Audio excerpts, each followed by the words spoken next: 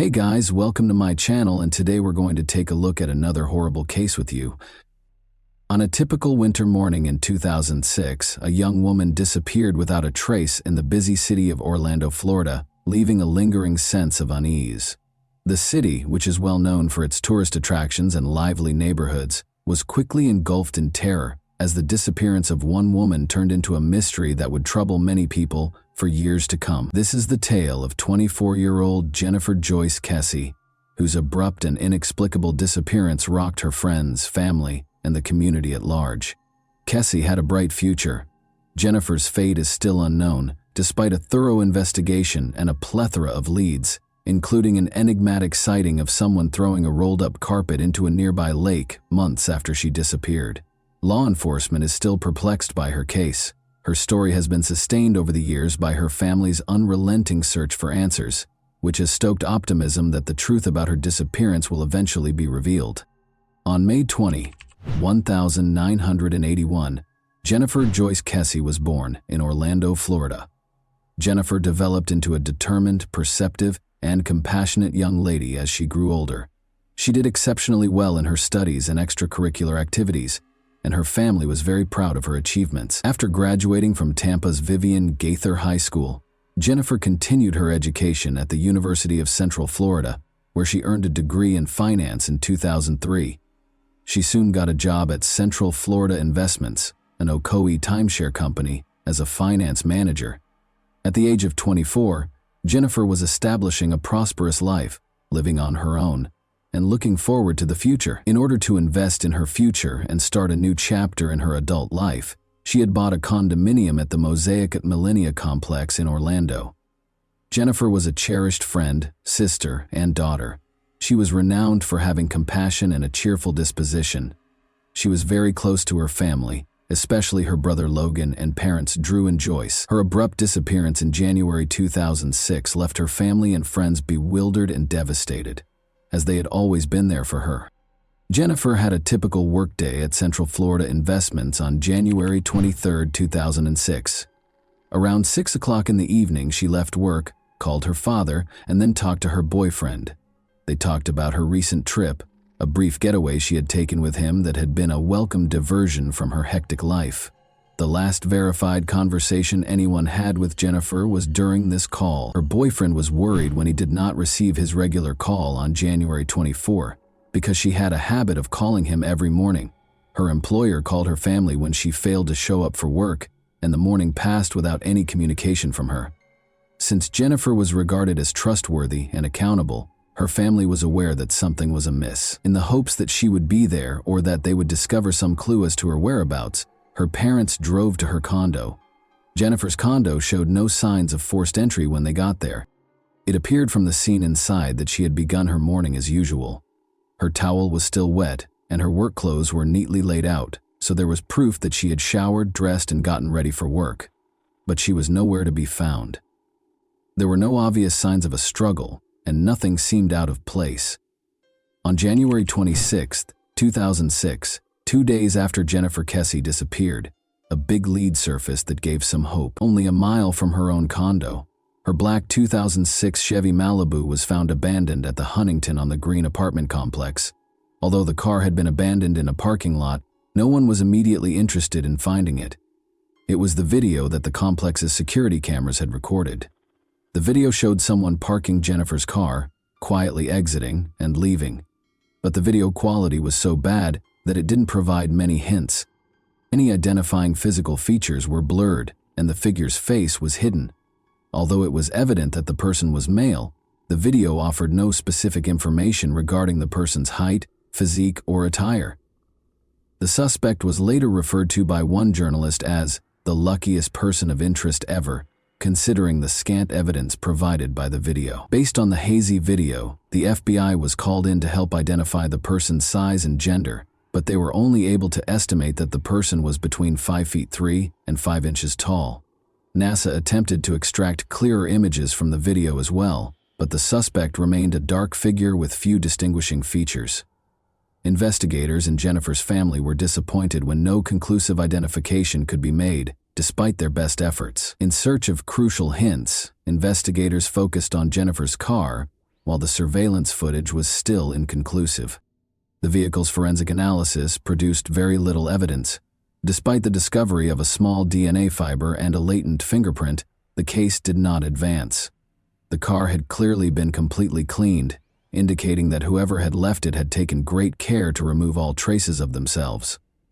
The car was missing a number of things, including Jennifer's briefcase, purse, keys, iPod, and cell phone. The mystery was further complicated by the fact that her phone was still off and her bank account had not been accessed, in addition to these missing possessions. Authorities were unable to provide a definitive explanation for Jennifer's disappearance, which seemed to be more intentional. Jennifer Kessie's family and close friends were the first to be questioned, as is typical in cases involving missing persons. The goal of the investigation was to find out if Jennifer's family members had any reason to hurt her. Her ex-boyfriend, with whom she had broken up before dating Rob Allen, was among the first individuals questioned. Jason Schofield was his name, and he had recently stated that he wanted to resume their relationship, but it was soon determined that he was not responsible for her disappearance. Jennifer's then-boyfriend Rob Allen was also questioned. Rob, a British expat residing in Fort Lauderdale, Florida, had met Jennifer while visiting Orlando in 2005. Rob and Jennifer had been dating for a year when she vanished from sight. Rob and Jennifer made it a point to spend every weekend together, despite living roughly 3 hours apart. Jennifer's mother, Joyce, remembered that her daughter was in love and that the couple seemed to have a close relationship. Jennifer had taken a weekend trip to St. Croix with Rob a week prior to her disappearance. Rob said the trip was a unique experience. On January 23, 2006, Jennifer called her mother on her way to work after returning from St. Croix. After the trip, Jennifer was obviously happy, excited, and full of life. Joyce remembered how she sounded elated as she shared every detail about the trip and said she was on a cloud. She continued to communicate with her family as usual, speaking with her father and brother later that day. Around 10 o'clock that night, Jennifer made her last phone call to Rob Allen. Regretfully, the discussion did not conclude favorably. The strain of the long-distance relationship was starting to get to Rob, who confirmed that they had a disagreement during the call.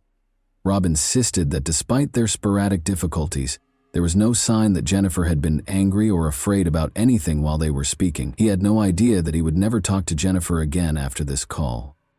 Because it was not unusual for romantic partners to be involved in missing persons cases, investigators closely monitored Rob Allen while he was being questioned. But Rob's alibi was confirmed. There was no proof that he was involved in Jennifer's disappearance, and he had been in Fort Lauderdale when she vanished. The possibility that someone she knew might have been involved was nevertheless not ruled out by Jennifer's family, which included her parents, Joyce and Drew Kess. They remained watchful due to the emotional toll of the investigation and their fear of not knowing what had happened to their loved one. In particular, Jennifer's parents held out hope that someone would come forward with information that would help explain her disappearance. As investigators looked into every possibility, the investigation grew, but Jennifer's family remained committed to getting the truth. They never thought Rob Allen or any of Jennifer's family members had any motive to hurt her. Instead, as the investigation continued, they sensed that the mystery grew more complex. The investigation into Jennifer's disappearance evolved into a search for justice and the truth about what had happened to a lively young woman who appeared to have a promising future. Jennifer's condominium complex was going through major renovations when she vanished.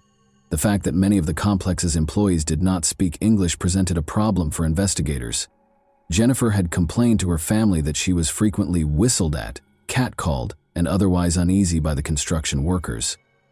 Many of the employees were unable to be interviewed by law enforcement due to the language barrier, making them possible but evasive suspects. According to the surveillance footage, the person seen exiting Jennifer's car was dressed in white overalls, which are typically worn by manual laborers or painters. This made investigators question whether the person in the video was a construction worker on the property when she vanished. Nevertheless, the lead remained frustratingly ambiguous in the absence of additional evidence connecting the individual in the video to a particular employee. Jennifer's parents appeared in court in 2009 to request the case's release. Interviewing a former housekeeper who had worked at the complex gave detectives an unexpected lead. When the woman saw CCTV footage of the suspect, she surprised law enforcement by stating that the figure's gait, attire, and hairstyle reminded her of a man she knew from the complex named Chino, although she was unable to confirm that it was him. Her identification was a clue worth following up on. Chino had been employed at Jennifer's complex as a maintenance worker only a week prior to Jennifer's disappearance. He had even resided in a different complex building. It was quickly discovered by investigators that Chino was well known within the complex and that some residents remembered him mistreating women. Although investigators had no hard proof to connect Chino to the crime, a tip from the early stages of the investigation raised the possibility that he was involved in Jennifer's disappearance. When it was revealed that Chino was already serving time in a Florida prison for the statutory rape of a teenage girl, a crime he committed 2 years after Jennifer vanished, the case took yet another unexpected turn. Chino cooperated when asked about Jennifer's case and denied any involvement. He even consented to and passed a polygraph exam. Still, the lead cooled off once more. Jennifer's family became more and more irate with the Orlando Police Department's OPD handling of the case as the days stretched into weeks, and those weeks into months. Police refused to label her case as cold, which would have prevented the allocation of more resources, despite her persistent efforts. The family felt that law enforcement could have done more, but this decision left them feeling abandoned. When the family filed a lawsuit against the OPD in 2018 to gain complete access to Jennifer's case files, their frustration reached a breaking point. The Kessie family was granted access to more than 600 pages of documents and hours of audio and video recordings following a grueling legal battle. They hoped the documents would shed light on Jennifer's disappearance and offer fresh leads. Michael Torretta, a private investigator, was hired by the Kessie family to go through the case files and return to the crime scene. Interviewing former complex residents was Torretta's first step, and he was shocked by what he learned. Jennifer's neighbor Colleen recalled that the complex used to be a secure neighborhood. She and other women, however, started to feel uneasy when workers started residing in empty apartments throughout the complex. Nothing had been done despite their complaints about the workers' inappropriate behavior to the leasing manager. Several other women who had resided in the complex were also interviewed by Torretta, and they all voiced similar worries regarding the construction workers. Tammy, a neighbor, reported that she had observed odd occurrences in her apartment, including footprints discovered in her closet, her underwear drawer being thrown, and the shower appearing damp as though someone had used it. Tammy even caught a man on her patio who she thought was one of the employees looking at her. Once more, the name Chino came up. Another woman remembered how uncomfortable it was when Chino would frequently approach her in the parking lot late at night. Suspicion was heightened when Chino moved out of the complex in the middle of the night, 9 months after Jennifer vanished. Eventually, Torretta found Chino, who had served time for statutory rape and was now at liberty. He once more denied any involvement in Jennifer's disappearance, despite his cooperation and insistence on his innocence. According to Torretta's main theory, one or more employees who had been residing in the apartment complex targeted Jennifer. Torretta said the workers, many of whom had been crammed into a single apartment, probably moved in after Jennifer locked her door early on January 23rd. They are thought to have pulled her into one of the empty apartments in the area. Unfortunately, since many of the workers were undocumented and had no long-term connections to the complex, there is no record of their identities. 10 months after Jennifer's disappearance, a person was observed throwing a rolled-up piece of carpet into a lake near her condo, according to additional investigation. Because workers had been installing carpet in the building across from Jennifer on the day of her disappearance, this discovery seemed especially intriguing. In 2019, a dive team searched the lake, but they were never able to find any carpet. In order to preserve Jennifer's memory in the public consciousness and media, Drew, Joyce, and Logan persisted in following up on every possible lead. To raise funds for the costs of a private investigation, they set up a GoFundMe page and urged anyone with information to contact a special tip line. CrimeCon appearances, social media appeals, and public awareness campaigns all helped to keep the case in the public eye, but none of them yielded the answers they so desperately needed. Jennifer's family persisted in seeking justice in spite of the obstacles. After years of advocacy, the Florida Department of Law Enforcement, FDLE, took over Jennifer's case in 2022. This change was welcomed by the Kessie family, who thought that FDLE's resources and experience might finally provide the answers they were looking for. Joyce Kessie and Drew were cautiously optimistic, pointing out that the investigation entered a new phase with FDLE's involvement. There was hope that the case might make progress thanks to the agency's sophisticated forensic tools and investigative resources. The same period saw the publication of a book by Jennifer's uncle, Bill Gilmore, which described the family's search for her. He told tales about Jennifer's life and the unsolved mysteries surrounding her disappearance through public speaking engagements and appearances at events such as CrimeCon. His efforts strengthened Jennifer's case and brought attention to the family's dissatisfaction with the OPD's initial handling of leads and evidence. Jennifer Kessie's disappearance has had a profound impact on her family, particularly on her brother Logan and parents Drew and Joyce. The lack of answers has caused them to suffer emotionally for almost 20 years.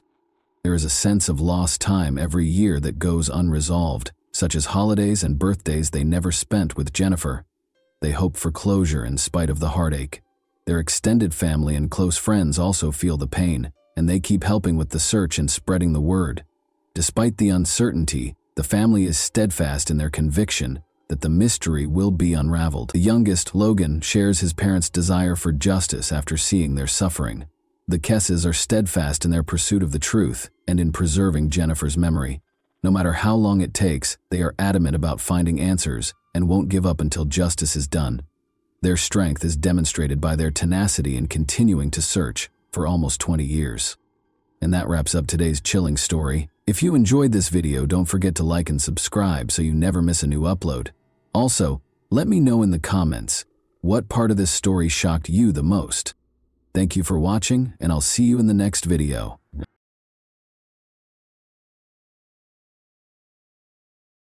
Hey guys, welcome to my channel, and today we're going to take a look at another horrible case with you. Today, we'll examine what happened in the U.S. state of Pennsylvania in 2017. Alina Sheykhet, 20, a University of Pittsburgh student, stopped returning calls and texts on October 8, 2017. Her mother and father were unable to get in touch with her, and she was supposed to meet them that morning. The Sheykhet family's life was forever altered by what they discovered when they visited her house. When Alina was 3 years old, her family relocated to the United States from Ivanovo, Russia, where she was born. Alina had extraordinary talent. She had a passion for acting, dancing, and singing. Many people were moved by her beauty and passion on stage. At a very young age, Alina became passionate about the performing arts. At the age of 4, she began her journey at the European School of Rhythmic Gymnastics. She started singing solo in out-of-state competitions when she was 5 years old.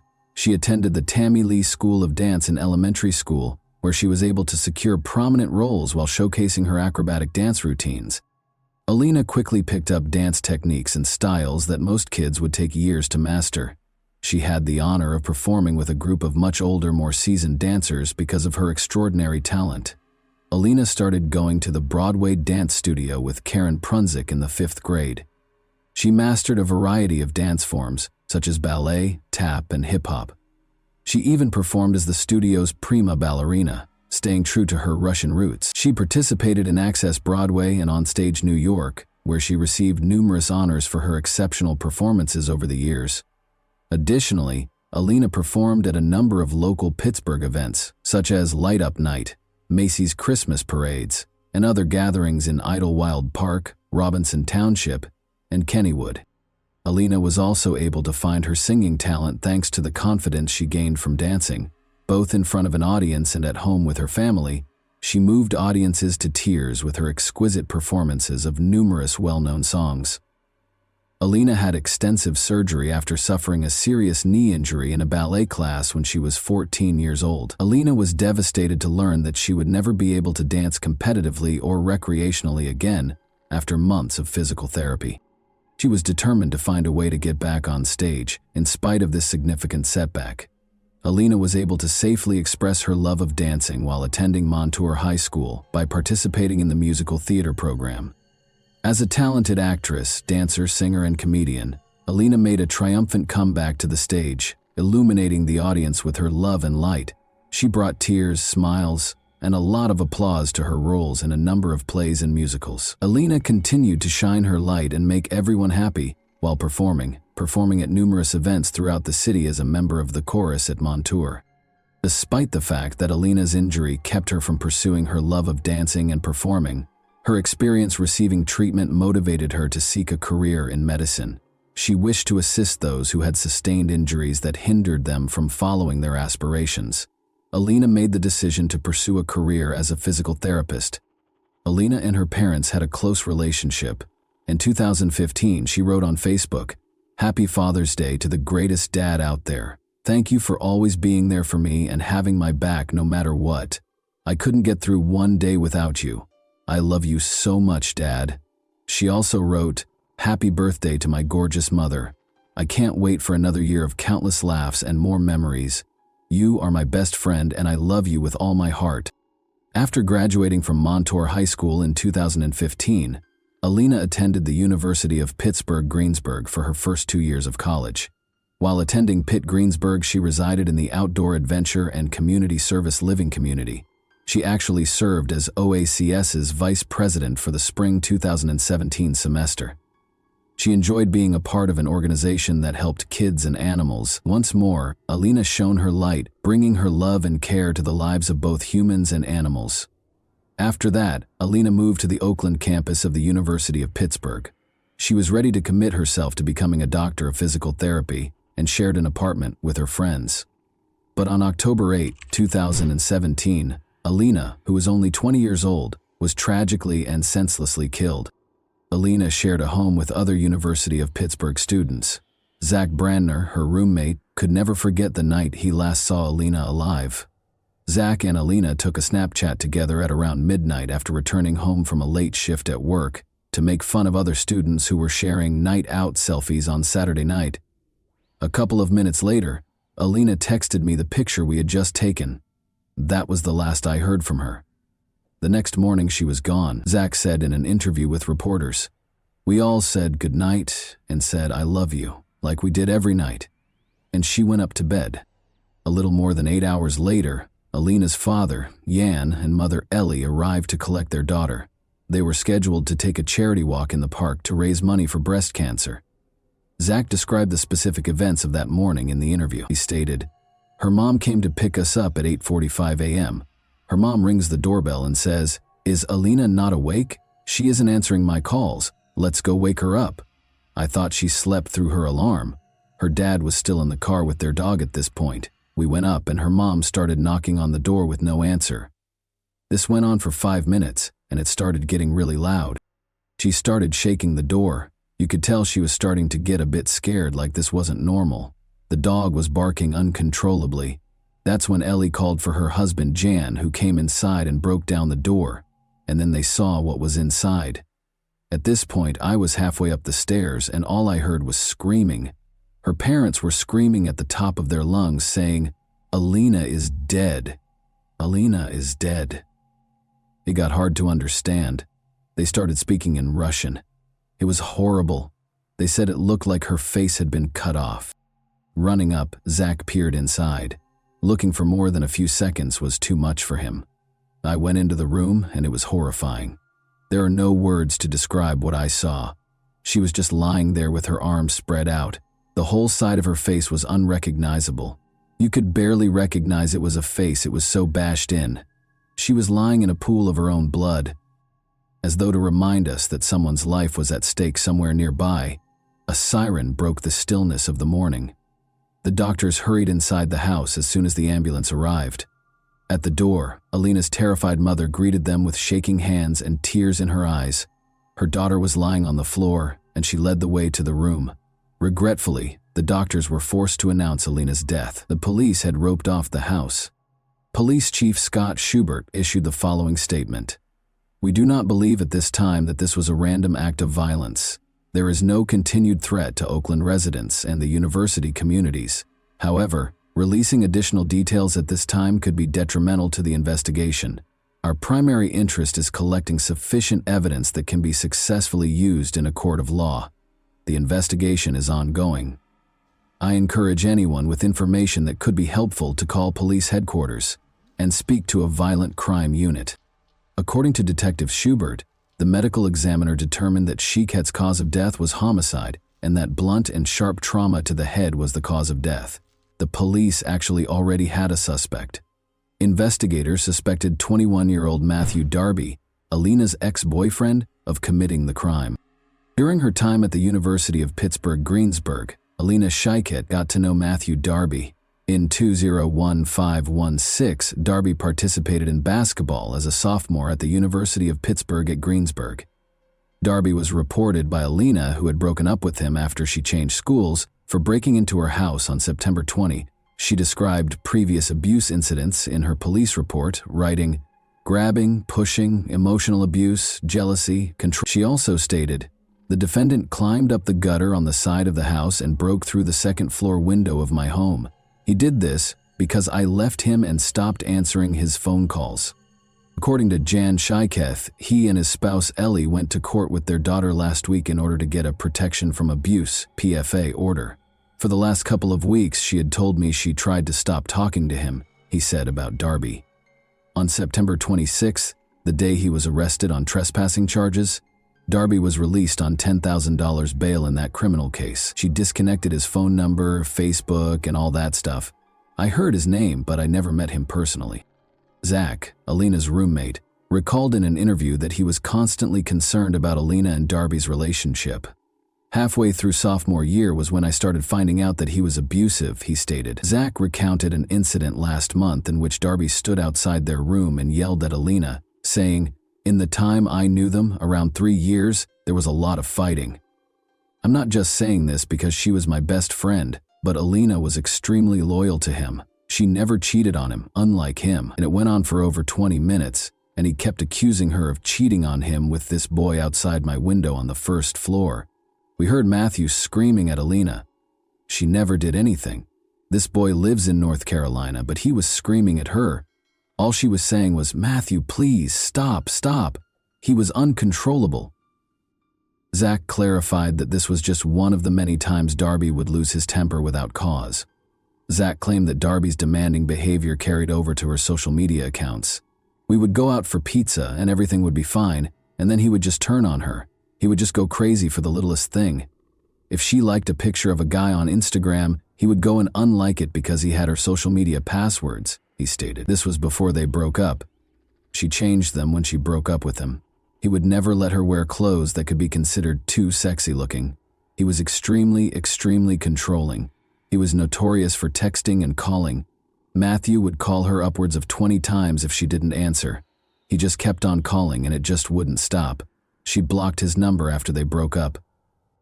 According to the police report, Darby broke into their house on September 20 following the breakup. According to Zach, it was approximately 12:30 a.m. when he heard glass shattering outside that evening. He texted his house group chat and ignored it, assuming it was a bottle breaking at a nearby party.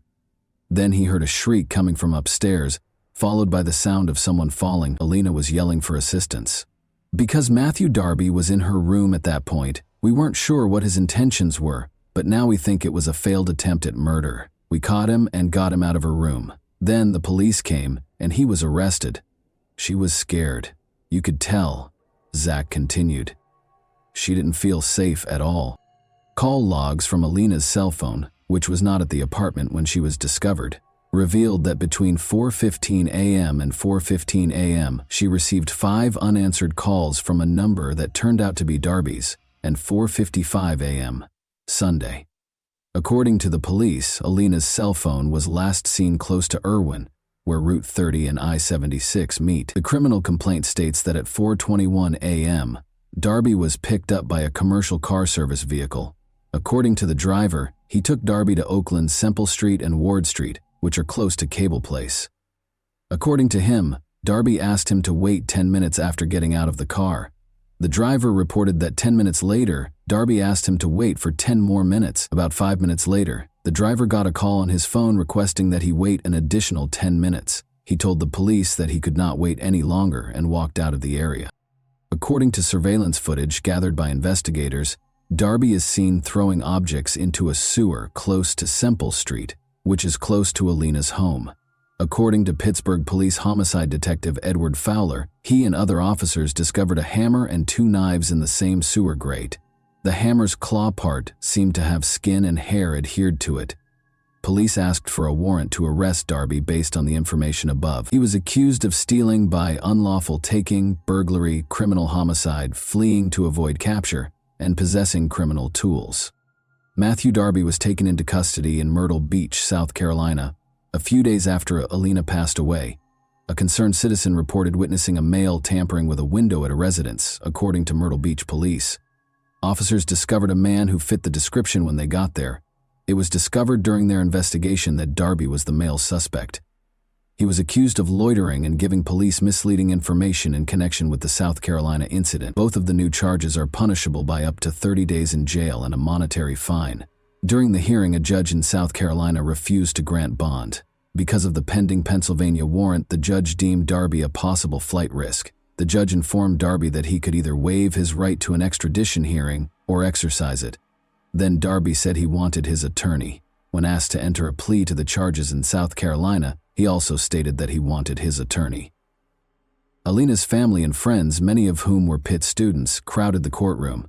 Many carried signs raising awareness of domestic violence and Alina's Law, a bill that is currently pending in the state legislature and would give judges the authority to mandate electronic tracking of high-risk domestic abusers. The words, "Our Russian Princess," were written in Russian on purple shirts featuring a picture of Alina. The judge ordered Darby to stand trial on all charges, including homicide, flight, burglary, theft, trespassing, and possession of a criminal instrument. The back read, "Love shouldn't hurt."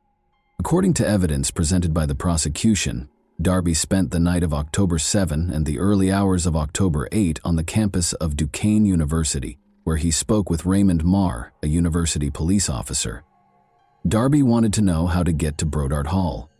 According to Marr, security cameras caught Darby at several locations on campus, including the student union, which Darby was permitted to enter so he could charge his phone. He claimed that Darby appeared apprehensive and had a faint alcohol odor. Prosecutors have presented a picture of a man they claim is Darby standing in a campus elevator that evening while sporting a striped shirt with the Miller Beer logo embroidered on it. When Darby was arrested, he had that shirt among his belongings. Days later, authorities said that on Friday, January 19, 2018, prosecutors presented evidence that showed Matthew Darby on an elevator at Duquesne University, just hours before he is accused of killing his ex-girlfriend Alina Sheykhet in her Oakland home. David Schrager, Darby's lawyer, contests that the video depicts Darby hours later.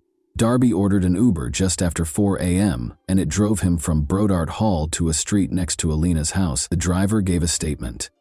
According to Schrager, the passenger could have been anyone using Darby's Uber account. 3 days after Alina's death, Darby was arrested by police in Myrtle Beach, South Carolina, after he had left the Pittsburgh area. 2 knives were seen in an Oakland sewer grate in a photograph taken by Pittsburgh homicide investigators. The knives were gathered as proof.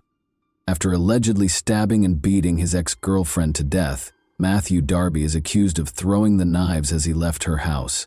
David Schrager, Darby's lawyer, stated that he was not shocked by the result because preliminary hearings had a low standard for evidence.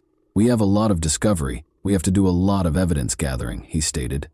He insisted that Darby was innocent, saying, "We're going to get to tell our side of the story at a later time. There is no forensic evidence. There's no testimonial evidence," he stated. "All we have is a lot of circumstantial evidence, and that provides a maybe." Using 4 required aggravating factors: that he was the target of a PFA brought by the victim, that she was a prosecution witness against him, and that he had a history of felony convictions involving violence or the threat of violence, prosecutors declared they would pursue the death penalty against Darby. In order to avoid the death penalty, Darby consented to enter a guilty plea to first-degree murder, which carries a mandatory life sentence. Alina Sheykhet was a bright, energetic college student who wanted to work with young children as a physical therapist. It was her dream, her father Sheykhet stated, and she worked so hard. "She was the best person in the world. I lost my beautiful princess," he said while weeping. He said, "I don't know what else to say." He said his daughter was popular, friendly, and loved to sing and dance. His words, "She made everyone happy. She had such a bright future. He has taken Alina from us in an unimaginable way," Jan Sheykhet remarked of Darby. "He has stolen so much from us, including a future with our daughter." Without her daughter, there wouldn't be a wedding gown, a graduation, kids, or family vacations. My daughter died.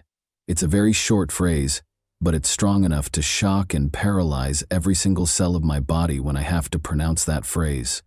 Alina Sheykhet claimed that because her brain was not designed to understand those words, her mouth was not intended for them. After Darby was accused of breaking into her house, she recalled sitting with her daughter in the courthouse. She applied for and was granted a protection order against abuse. She claimed that her daughter still harbored feelings for the man she feared. According to Alina Sheykhet, she wanted to help him. She didn't want that PFA to go to jail, according to her daughter. She wished to shield and assist him. She expressed to her mother her desire for him to stop bothering her. She inquired as to whether Darby found joy in destroying her daughter. He failed, she informed him. Darby, wearing a red jumpsuit from Allegheny County Jail, with a white long-sleeve shirt underneath, only answered Judge Manning's questions. Darby was given the mandatory life sentence without the possibility of parole for first-degree murder, and when asked why he was entering a guilty plea, he responded, "Because I am guilty." In addition, Darby entered a guilty plea to charges of trespassing, burglary, theft, and possession of a criminal instrument in relation to the murder of Alina Sheykhet. Darby entered a guilty plea to trespassing in a different case where he had broken into Alina's apartment 2 weeks prior to the murder. But a year later, Darby filed a post-conviction petition claiming ineffective legal assistance with new attorney Joseph Hudak. Darby claimed in his filings that Thomas Farrell, his lawyer at the time, had not adequately explained the case or conducted a risk analysis. The Allegheny County District Attorney's Office responded that Darby's claims would not be successful, but it acknowledged that a hearing on the issue might be required. The decision is based on a precedent known as the Coordinate Jurisdiction Rule, which states that judges in the same jurisdiction should not overrule one another, rather than any potential merit for Darby's claim. Joseph Hudak, Darby's new lawyer, said, "This is the first step in taking back Darby's life sentence." He said, "I think Darby has been totally mischaracterized, and I believe Darby is guilty at the most of third-degree murder, and a jury might find him guilty of voluntary manslaughter." Hudak said Darby's lawyer should not have pushed him to enter a first-degree murder plea. Hudak stated, "I don't think the evidence ever supported a death penalty verdict," adding, "And there was so much mitigation, I don't think he would have received the death penalty anyway." Darby hasn't given up on his goal of being released from prison, but his attempts haven't been successful thus far. He is presently incarcerated for life. Alina was a remarkable young lady. She exuded vitality, love, and vitality. Everyone around her felt special because of her caring nature. Every room she walked into was made brighter by her amazing smile. Everyone felt like they were in on the joke because of her infectious laugh. She was living, not merely existing. The Sheykhets are proud of the legacy Alina has left behind and the light she has brought into the world, despite the fact that her family misses her terribly. And that wraps up today's chilling story. If you enjoyed this video, don't forget to like and subscribe so you never miss a new upload. Also, let me know in the comments what part of this story shocked you the most. Thank you for watching, and I'll see you in the next video.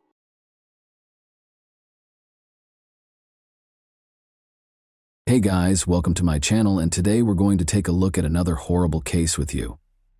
Sometime between 7 and 7:30 p.m. on the evening of May 30, 2012, 19-year-old Britney Wood got ready and left her mother's home in Mobile, Alabama. Everyone thought Britney was going to see a friend, but that wasn't the case at all. Britney's real destination was her uncle Donnie Holland's house, but no one around her knew it. But what started out as a routine visit would turn into a terrifying experience for the family and the police. On June 1, 2012, 2 days later, the police discovered something horrifying. A terrifying crime scene was revealed when Donnie, Britney's uncle, was discovered in his car with a gunshot wound to the back of his head. A layer of mystery was added by the startling and bloody scene, which grew more intense as Britney Wood mysteriously disappeared. Did Britney contribute to Donnie's demise, and, if so, what motivated her to act in that way? Or did someone else kidnap Britney in addition to killing Donnie? Britney's dream has always been to work as a hairdresser and eventually open her own salon. But the little girl, who was only a teenager, would meet a man named Andy Woods. As their relationship grew, Their lovely daughter Peyton was joyfully born in 2009, when Britney was only 18. At first, Britney relished the independence of youth, but the arrival of Peyton marked a significant shift in her life. But when Andy and Britney split up a few months after Peyton was born, her life took an even more dramatic turn.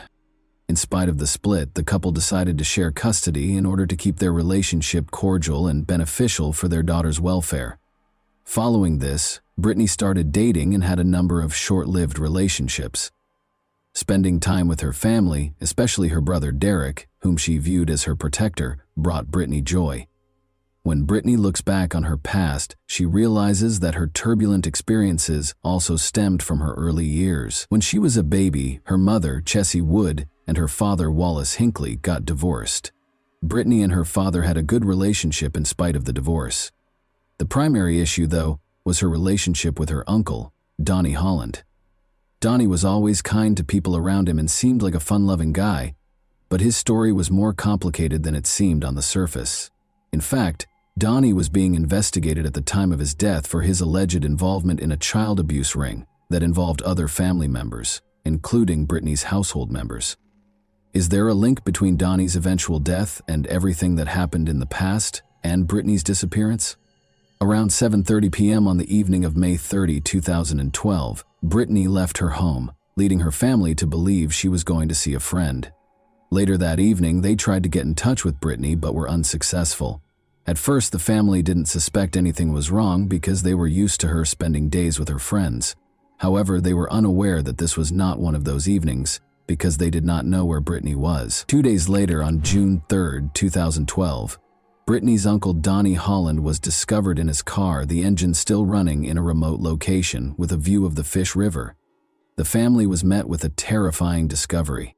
He was shot behind his ear, at the back of his head. After being taken to a nearby hospital, he had already died. After hearing this heartbreaking news, Britney's family made another effort to get in touch with her and let her know about the tragedy. Sadly, their efforts were unsuccessful because her phone was dead and still unresponsive. The family became increasingly worried when they couldn't find Britney at her regular hangouts. They quickly made their way to the Mobile County Police Station and reported the missing person. This sparked a number of inquiries that involved Britney and Donnie. The police searched the crime scene thoroughly in hopes of finding any evidence that would help them solve the case quickly. After a thorough search, they found a phone battery and a small gun inside the vehicle.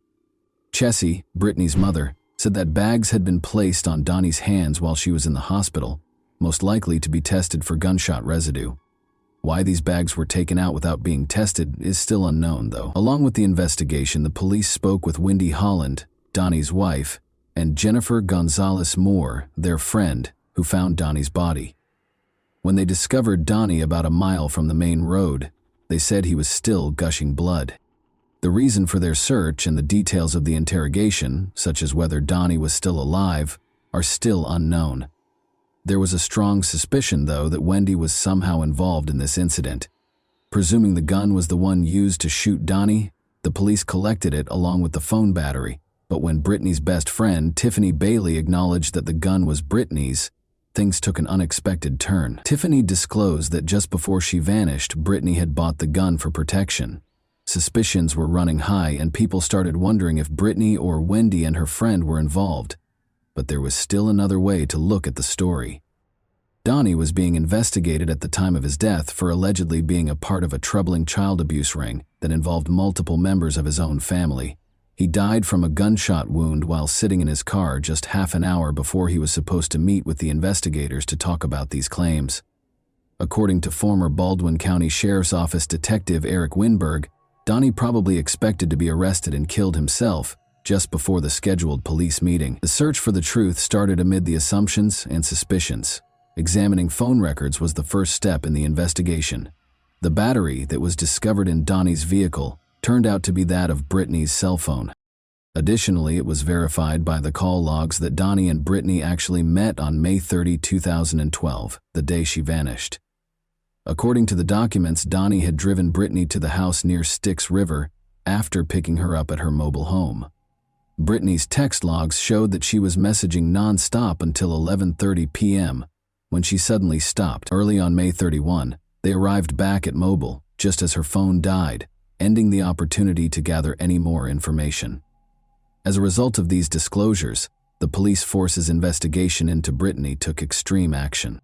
Volunteers, the search and rescue team, helicopters, dogs, and boats were all mobilized in the ensuing extensive search. The Styx River Basin, the last place Britney's phone had pinged, was within a 5-mile radius of the operation. The intensive efforts produced no evidence of her whereabouts, even after multiple interviews with her friends and family. Britney's daughter, meanwhile, yearned to see her mother. But after the search for Britney was unsuccessful, attention returned to Wendy.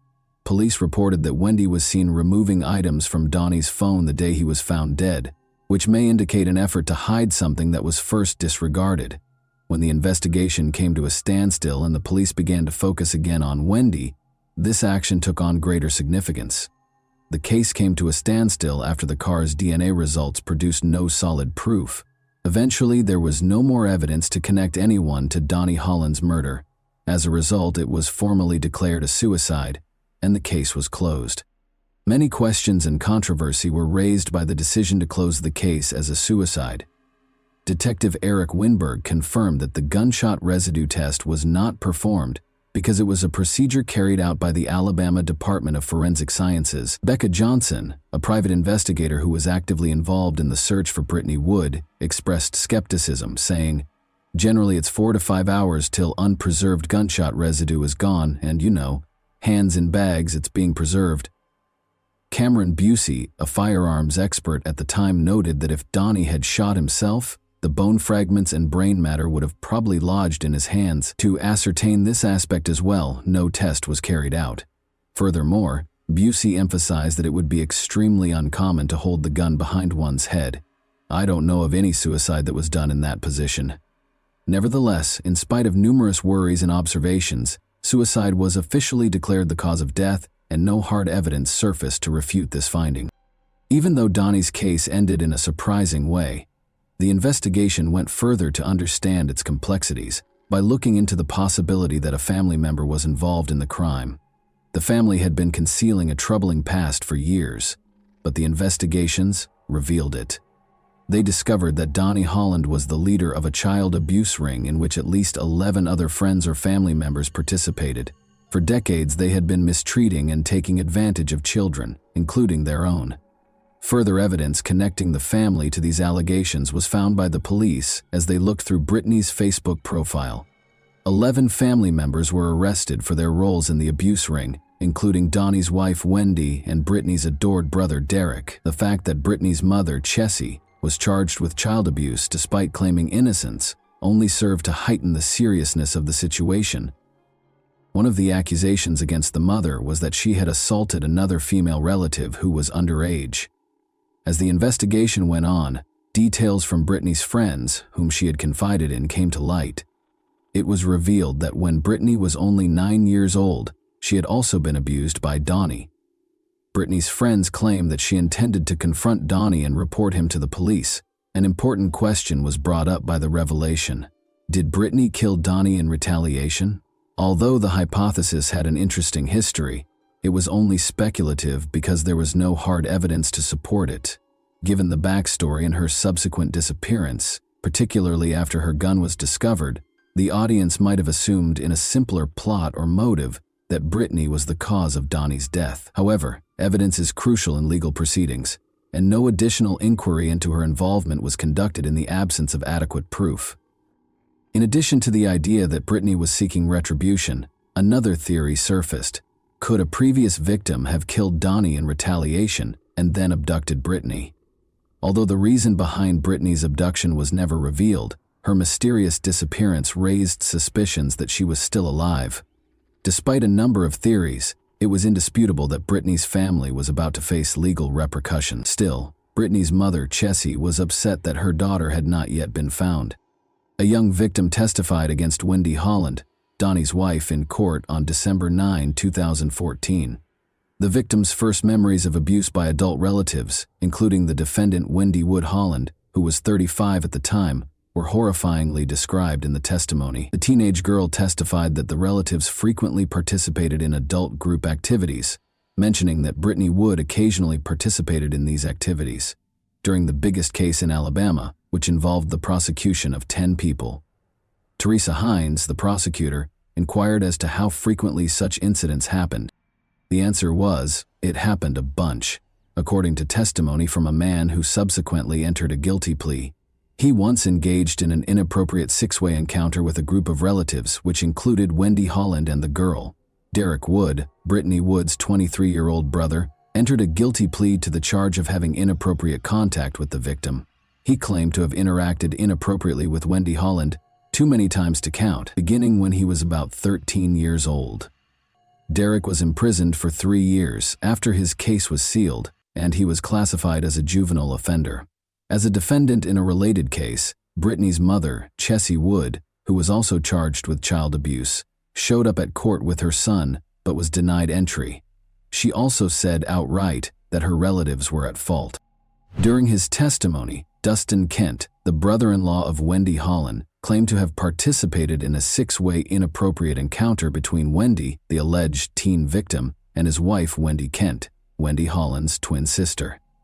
Dustin Kent, who also entered a guilty plea to sex charges, claimed that in October 2011, he first saw Wendy Holland having inappropriate relations with the alleged victim. Dustin Kent entered a second guilty plea in Mobile County 1 week after the first one, this time for assault and sodomy charges stemming from inappropriate interactions with 2 separate 13-year-old family members in 2008. He received a 17-year prison sentence. After that, Britney's other uncle, Randall Scott Wood, pled guilty in Mobile County. All of the defendants were found guilty on charges of child abuse in quick succession. Wendy's identical twin sister, Mindy Kent, was also imprisoned after being found guilty by Mobile County jurors of sodomy and child abuse under the age of 12. She received a maximum sentence of 40 years in prison in 2015, with 20 years for each count against her. Wendy Holland was given a startling sentence of 219 years in prison in 2015 after being found guilty of child abuse and child torture. Chessie Wood, Britney's mother, also acknowledged guilt to a misdemeanor charge of endangering the welfare of her child.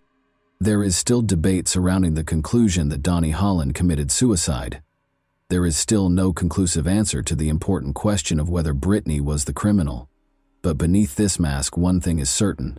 After years of hiding these forbidden activities, Britney Wood's troubled family finally received the punishment they deserved. In the end, justice had won out. Only one person can now provide us with the truth about the disappearance or the murderous night. But over 10 years have gone by, and she is still elusive, and no one knows where she is. What are your thoughts on this unsettling case, then? What might have occurred the night Donnie died? Was there something more sinister going on? Or was it truly a disappearance leading to suicide? And that wraps up today's chilling story. If you enjoyed this video, don't forget to like and subscribe so you never miss a new upload. Also, let me know in the comments, what part of this story shocked you the most? Thank you for watching, and I'll see you in the next video.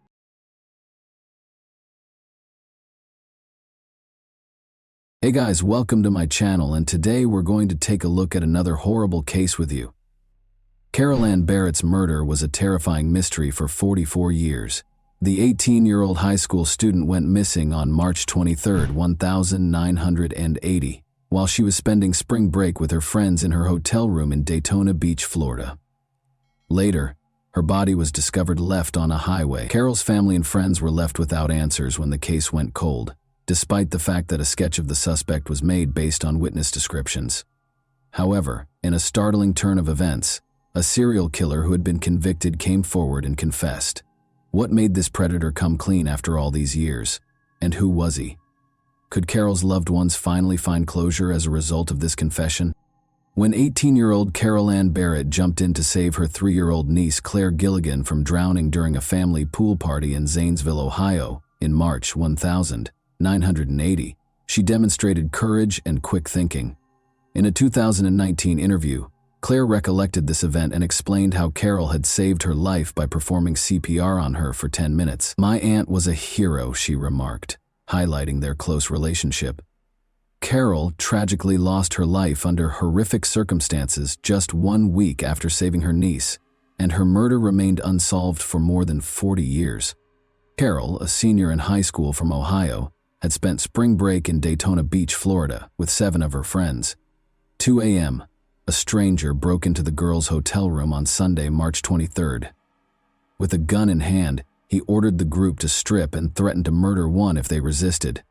He chose to hold one of them hostage in order to guarantee his escape free from police intervention. The intruder initially targeted Carol's friend Pam, but he was provoked by her panic. Carol showed incredible bravery by offering to go instead. Before removing Carol, the attacker locked her friends on the balcony. Soon the police were called. A police sketch of the suspect was made after speaking with Carol's friends, who had all gone through the ordeal and seen the kidnapping. Unfortunately for Carol, it was too late. Carol's body was found dead in a ditch beside I-95 in Jacksonville, Florida, on Monday, March 24, 1980. The back of her head had been shot execution style. The Jacksonville Sheriff's Office was unable to identify the murderer despite the kidnapper's sketches. Although the case was still pending, Carol's family was deeply affected emotionally by the crime's brutality. Carol was a happy, intelligent adolescent who enjoyed collecting watches before her life was suddenly taken from her.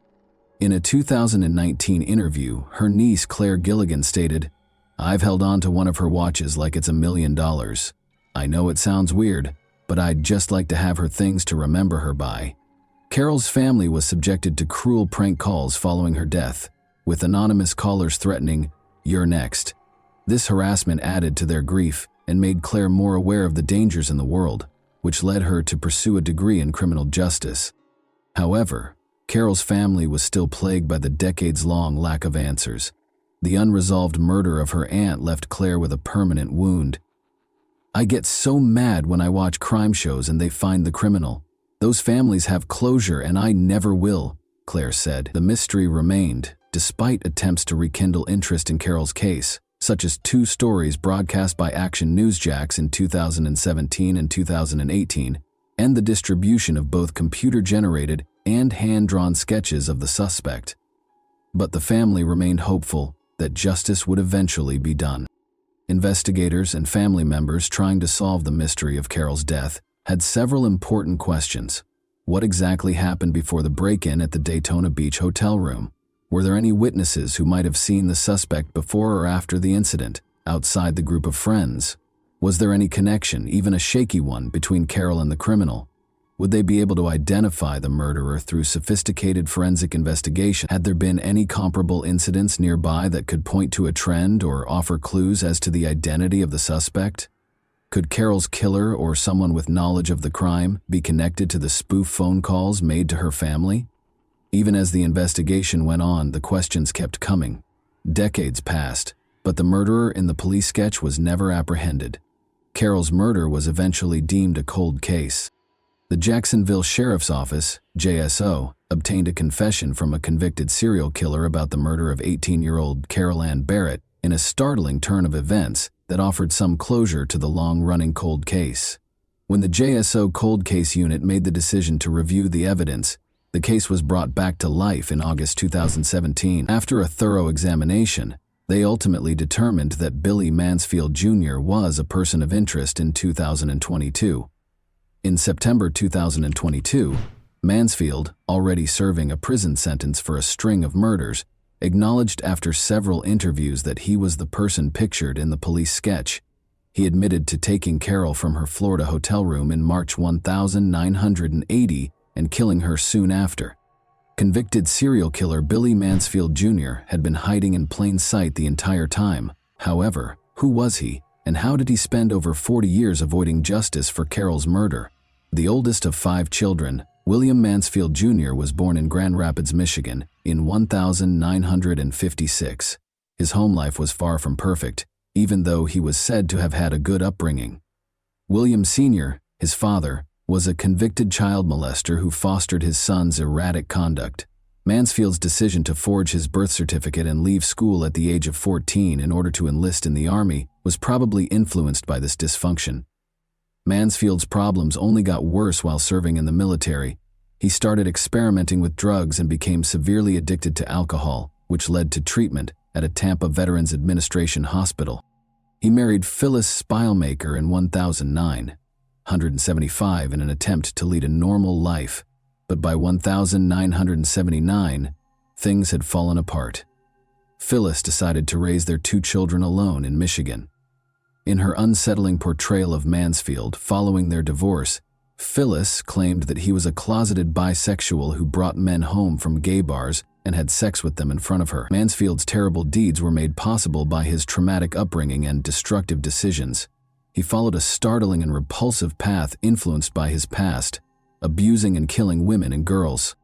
Mansfield was accused of sexual misconduct by a babysitter in Grand Rapids, Michigan, in January 1977. He received a sentence of 36 months of probation and 6 months in jail. However, he violated his parole and was sent back to prison shortly after his release for assaulting 2 teenagers in a rural part of the city. Mansfield was housed in the same cell as fellow prisoner Albert Lee III, who admitted to Mansfield that he had kidnapped and murdered 11-year-old Linda Vander Veen from a Grand Rapids school crossing. Later, after serving a year, Mansfield would use this information to testify against Lee in exchange for a reduced sentence, which led to his release. However, these prison terms had little effect on his desire for violence. Mansfield forced 18-year-old Pamela Sherrill into his van and abducted her on June 19, 1980. After driving her to a rented trailer, he attacked and hurt her. Mansfield was evading capture when Sherrill called the police to report the assault. Mansfield was arrested in Santa Cruz, California on November 23, but was later freed after posting bail. Mansfield was then released once more to hunt down his next victim. The body of 29-year-old Renee Saling was found dead in a drainage ditch beside Buena Vista Road in Watsonville, California, on December 7, 1980. The previous day was the last time her husband had seen Renee, a mother of 3.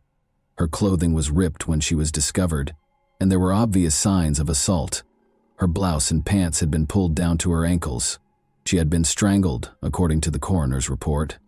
Police created descriptions of 2 suspects based on witness statements, young men in their 20s who were probably related to one another. 4 days later, a rookie police officer in Winnemucca, Nevada, brought Mansfield and his brother Gary, age 23, in for interrogation. Despite lying about their identities and ages, they fit the suspect profiles in terms of their physical characteristics. The brothers were arrested at California's Humboldt County Jail. The Mansfield brothers were charged with murder in connection with the death of Renee Saling and were arraigned in a Watsonville court on December 16. They were known as the Bag Brothers by the media because they covered their heads with paper bags to shield possible witnesses' statements. On February 4, 1981, Justice John Marlowe ordered the Mansfields to stand trial for Renee's murder, despite their not guilty plea. The Hernando County Sheriff's Department in Florida secured a search warrant in mid-March 1981 in order to excavate the Mansfield family's Spring Hill, Florida property. After an informant claimed that a body had been buried on the property, this action was taken. After a protracted search and excavation, authorities finally discovered a real house of horrors. The first set of skeletal remains, which included a skull, was discovered in a shallow grave that was blanketed. These remains were sent for analysis right away. Dr. William Whitman, a pathologist, identified the bones as those of a female under 20 who had passed away approximately 5 years prior. Persuaded that the site contained more remains, metal detection specialists and other officers from nearby counties were called in to assist. Continued excavations over the next few weeks produced more upsetting findings. On March 24th, investigators found a small sack of human bones beneath the fireplace, after initially finding the bones of cows and chickens. Inspired by this discovery, researchers dug deeper and discovered more skeletons, all of them young women. 4 victims' remains were discovered interred on the Mansfield property in Florida. Elaine Louise Ziegler, a 15-year-old adolescent girl who vanished on New Year's Eve of 1975, was identified as the first body discovered at the property based on the skull, skeletal features, and a missing tooth. Elaine was on vacation with her mother and stepfather when she vanished from a KOA campground near Brooksville, Florida. Elaine is originally from Parkman. Elaine's parents filed a missing persons report after she was last seen leaving for the camp showers and did not return the following day.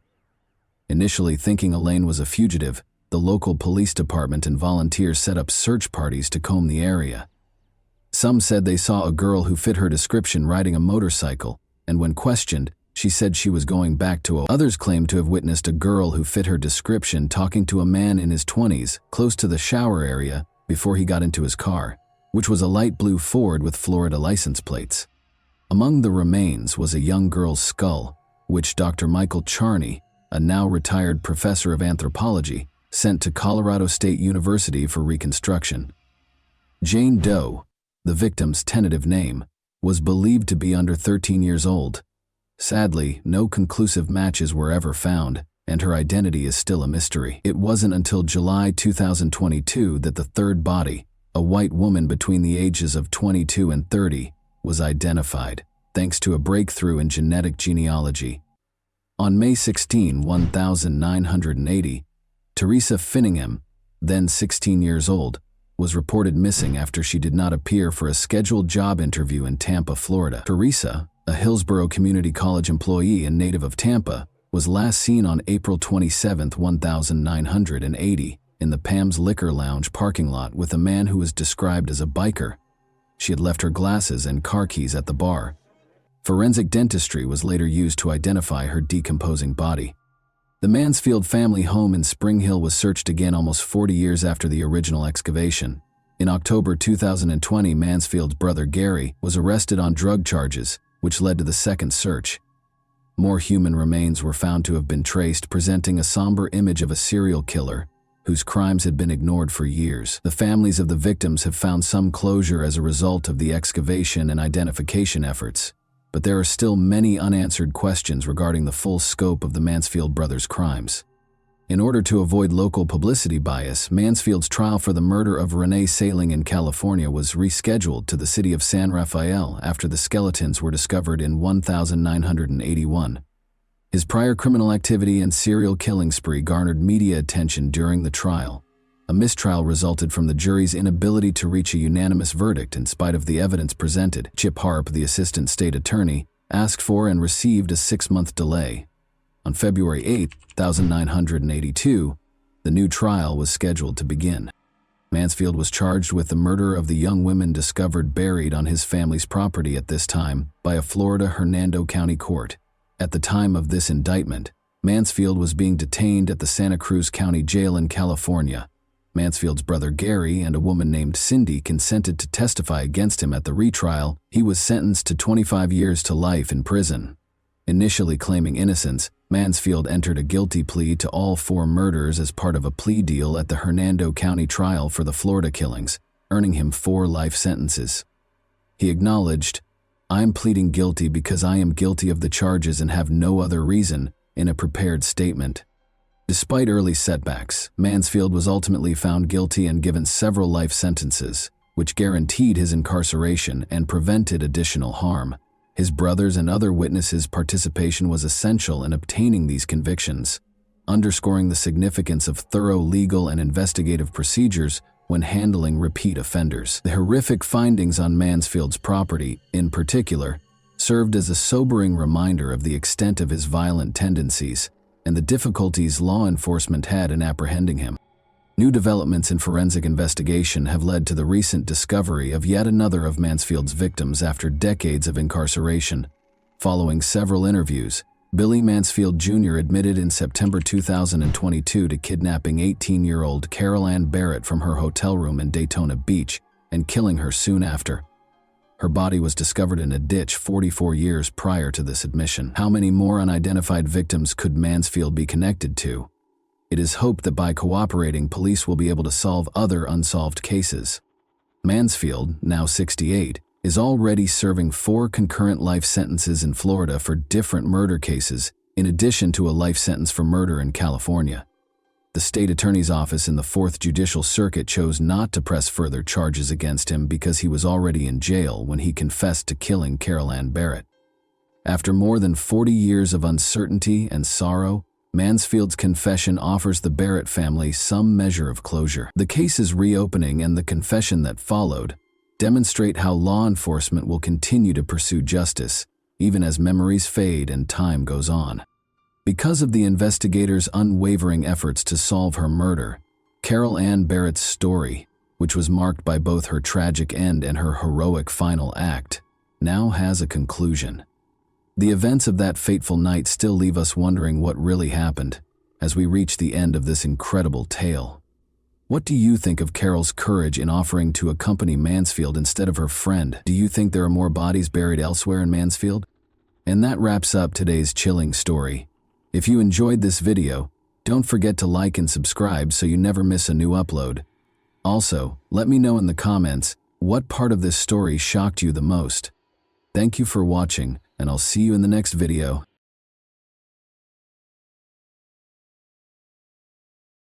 Hey guys, welcome to my channel, and today we're going to take a look at another horrible case with you. After opening in 1954, the Fontainebleau Hotel quickly gained popularity among Miami's elite. Benjamin Novak founded it and oversaw the property until 1977. Bernice Novak, his wife, was a prominent figure in Miami's social life. In 1956, Bernice, a former fashion model in New York, and Benjamin welcomed their only son, Ben Novak Jr. Ben carried on his famous family's legacy while growing up in the glitz and glamour of this iconic American hotel, making use of his connections and power. Ben's life wasn't without its difficulties, even though his parents were famous and socialized with celebrities. He missed out on deep friendships with peers and frequently felt alone as a child because he was surrounded by adults. Many of his early experiences seemed to him to have been staged and fabricated by the adults in his life.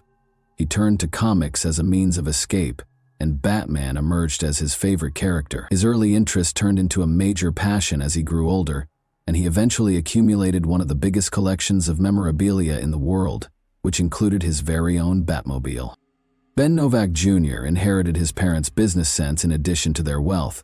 He was more than just a comic book fan. He was a clever businessman who loved what he did. He entered the convention industry with the intention of becoming well-known because he was determined to establish his own identity apart from the family legacy. He continued to work in the hotel sector, organizing conventions with success and making good money each time. Unfortunately, he would ultimately meet a tragic end at one of these conventions. Ben, however, pursued a different interest prior to that depressing development. His life took a drastic turn when he met Narcisa, a stripper at a Miami strip club. He had a thing for strippers. In 1983, Narcisa Sierra Valise Pacheco relocated to Miami. Being the youngest of 6 children and the family favorite, she grew up in a rural part of Ecuador and was well protected by her older brothers. She married Angel when she was 17, and the two of them had a daughter, May Abad.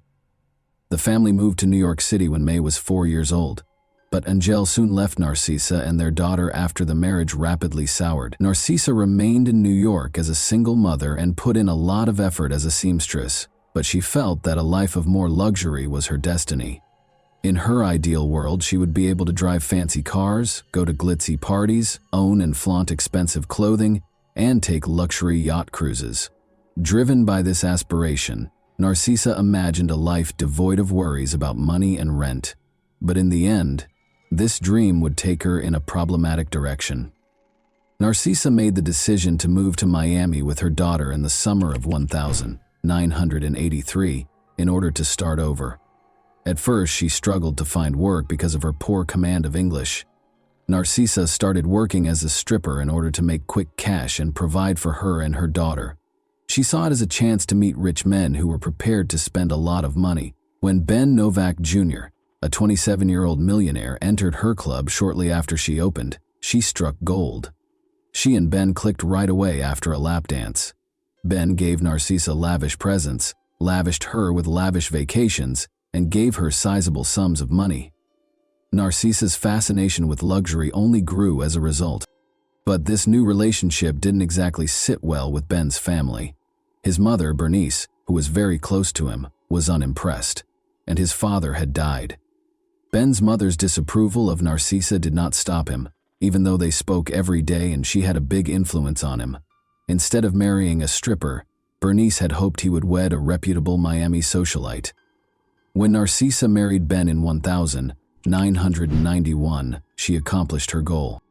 She had a knack for it and was actively involved in his business from the start, managing bookings, attending conventions, and interacting with clients.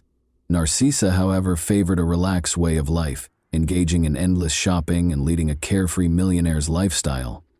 While Ben followed his passion for Batman collectibles and became the second-largest collector in the world, she developed an obsessive shopping habit. They enjoyed their gourmet meals, fancy cars, and mansion vacations. They also took in May Abad, Narcisa's daughter, who was in her late teens at the time.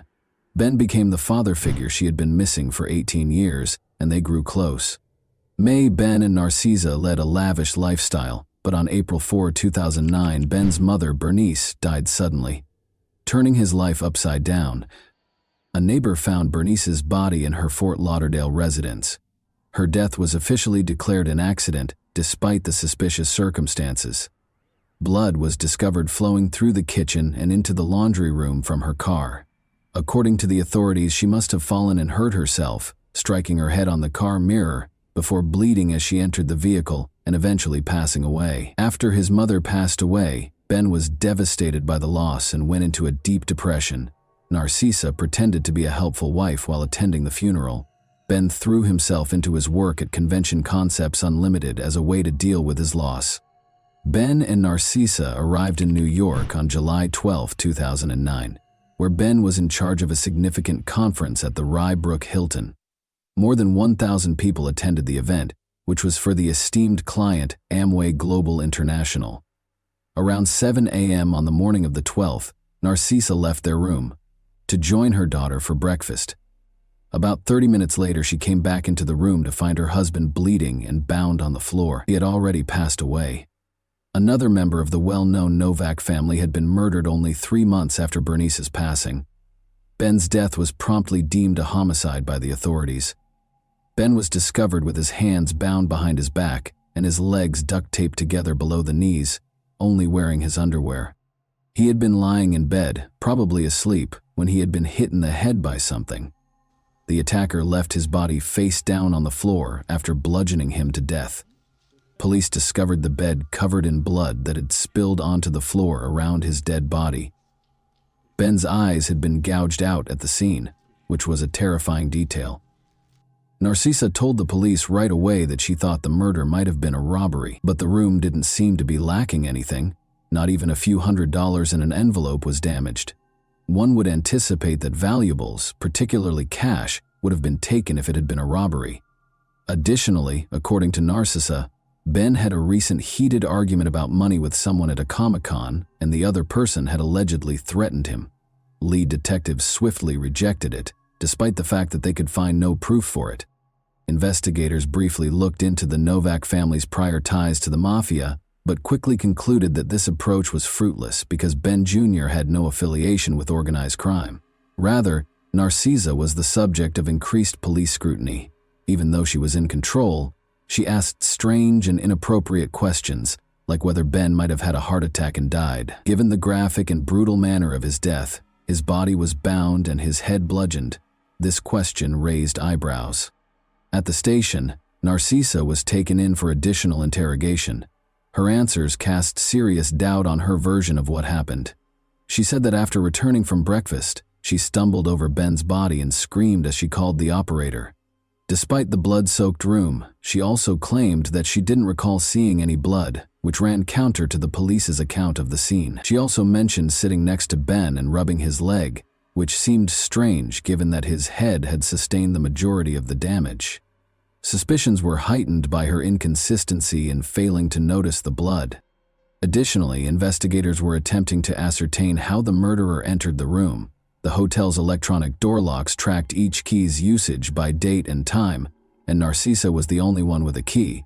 The last time the key was used, according to the hotel's records, was 11:30 p.m. the previous evening and was only used once more when Narcisa came in at 7:30 a.m. following breakfast. The key had no other applications. A hotel witness also claimed to have seen a woman who fit Narcisa's description strolling around with 2 men. When the police questioned Narcisa, she denied this. Detectives became more and more certain that Narcisa was responsible for Ben Novak Jr.'s murder as the investigation went on. Their suspicions were confirmed by May Abad, Narcisa's daughter, who disclosed that her parents' marriage was strained. She clarified that, despite being married, Ben continued to engage in stripper activities due to his struggles with infidelity. May implied that Narcisa's anxiety was more related to the possibility of divorce than jealousy. Narcisa knew that a divorce would cost her the way of life she had become used to, so she was terrified that Ben would leave her for another woman. This was a legitimate fear. Narcisa hired men to break into her and Ben's house in 2002 as part of a home invasion plot. For 25 hours, they held him captive while he was restrained. According to her daughter, Narcisa had a history of using drastic methods to keep Ben from leaving her and would go to great lengths to get what she wanted. Ben called the police to report the incident, but he later dropped the charges, and the case was categorized as a domestic dispute instead. Detectives still did not have enough evidence to charge Narcisa, even with the growing suspicions and evidence against her. After questioning, they chose to send Narcisa and her daughter back to their hotel. May begged her mother to tell the truth during this time. In response, Narcisa reminded her daughter of their relationship but gave no other details. Police were called to the Novak residence for a reported domestic disturbance 3 days after Ben was killed. May Abad clarified that she immediately went to the house to look for evidence against her mother after returning from New York. Narcisa found her while she was looking through documents and used a crowbar to attack her, accusing her of betraying her country. According to Narcisa, she grabbed the crowbar in self-defense after May started the fight and attempted to start a fire. The Fort Lauderdale home of Novak was searched by police. They confiscated 5 rolls of duct tape, documents, computers, bills, and security tapes. May, worried that her mother might inherit her stepfather's estate, hired a lawyer to freeze the estate as the investigation surrounding Narcisa Novak became more intense. She also got in touch with the detectives in New York a few months later to offer more proof. Narcisa knew that Ben was having a serious affair with Rebecca Bliss, a porn star, in 2008. May claims that Ben's declarations that he intended to leave Narcisa caused her mother to become extremely alarmed. May thought that Narcisa's murderous intent was motivated by the possibility of divorce. Narcisa did not like the prenuptial agreement, which stated that she would only get $60,000 and give up any claim to Ben's millions in the event of a divorce. Ben's will left his mother the majority of his assets, so even if he died, Narcisa would still lose out. But there was uncertainty about Narcisa's possible inheritance, because his mother had only passed away 3 months prior. The police also questioned Cristobal Veliz, Narcisa's brother. He claimed that Narcisa's daughter May Abad was the murder's mastermind. Cristobal implied that there was a cover-up behind May's tardiness in disclosing Ben's affair with Rebecca Bliss. Narcisa told the FBI that she had found explicit love letters from Ben to his stepdaughter May, which further complicated things. According to Cristobal Veliz, he could demonstrate that May Abad had framed her mother and hired a hitman, Alejandro Garcia, to kill Ben. Garcia was taken into custody for an unrelated offense in November 2009. He was questioned about the Novak murder while he was in detention. When Garcia realized how serious his situation was, he made a deal and admitted to killing Ben Novak Jr. He asserted, however, that Cristobal Veliz, not May Abad, had employed him. According to Garcia, Veliz paid him $5,000 to commit the murder. Police were unable to locate any receipts from Cristobal's residence to verify the transaction, but surveillance footage showed Garcia retrieving a payment receipt from Cristobal. Garcia decided to cooperate further because he was already facing prison time, and he disclosed a shocking fact. This was not the first murder he had committed under Cristobal Veliz's supervision. Alejandro Garcia was hired in April 2009 to murder Bernice Novak as she went into her garage. Garcia viciously struck her face after attacking her with a monkey wrench. It was discovered that in order to inherit Ben Novak's wealth, Narcisa Novak had planned the murders of Bernice and Ben with the assistance of her brother, Cristobal Veliz. To take over the estate, Narcisa had to get rid of Bernice. Alejandro Garcia testified during the trial that Bernice was supposed to be beaten severely and struck in the teeth. While Ben was asleep on the morning of July 12, 2009, Narcisa opened her husband's hotel room to Garcia and Joel Gonzalez. They started attacking Ben after she led them to his bedside. Narcisa told one of the men to gouge out Ben's eyes, and gave Garcia a pillow to muffle Ben's screams. Garcia's testimony aligned with the police-discovered evidence. A rumpled photo of Narcisa's daughter May Abad was discovered in Garcia's pocket upon his arrest, indicating that she was also a target.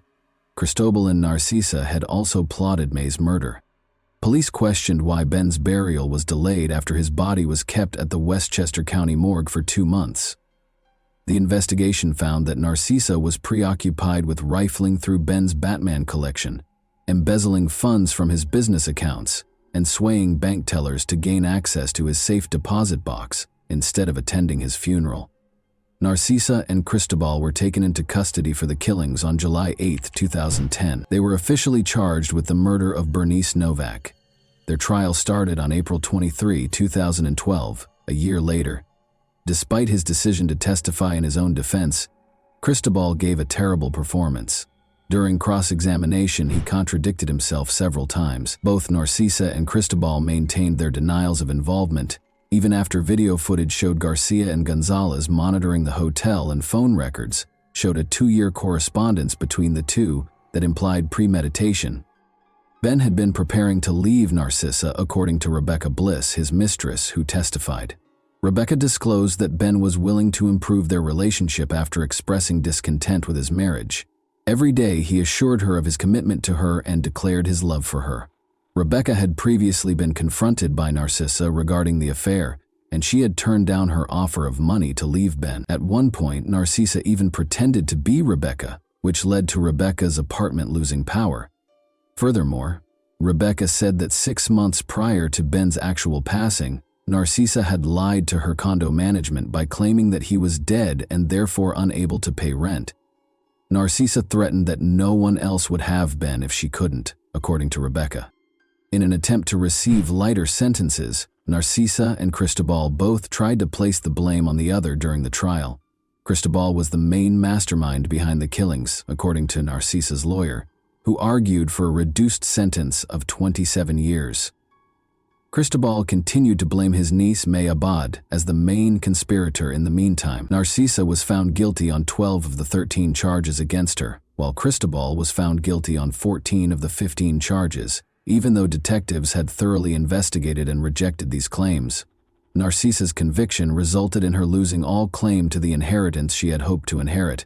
The 2 sons of May Abad will now inherit Ben's estate. Evidence provided by the prosecution showed that Narcisa had paid her brother to employ 2 hitmen.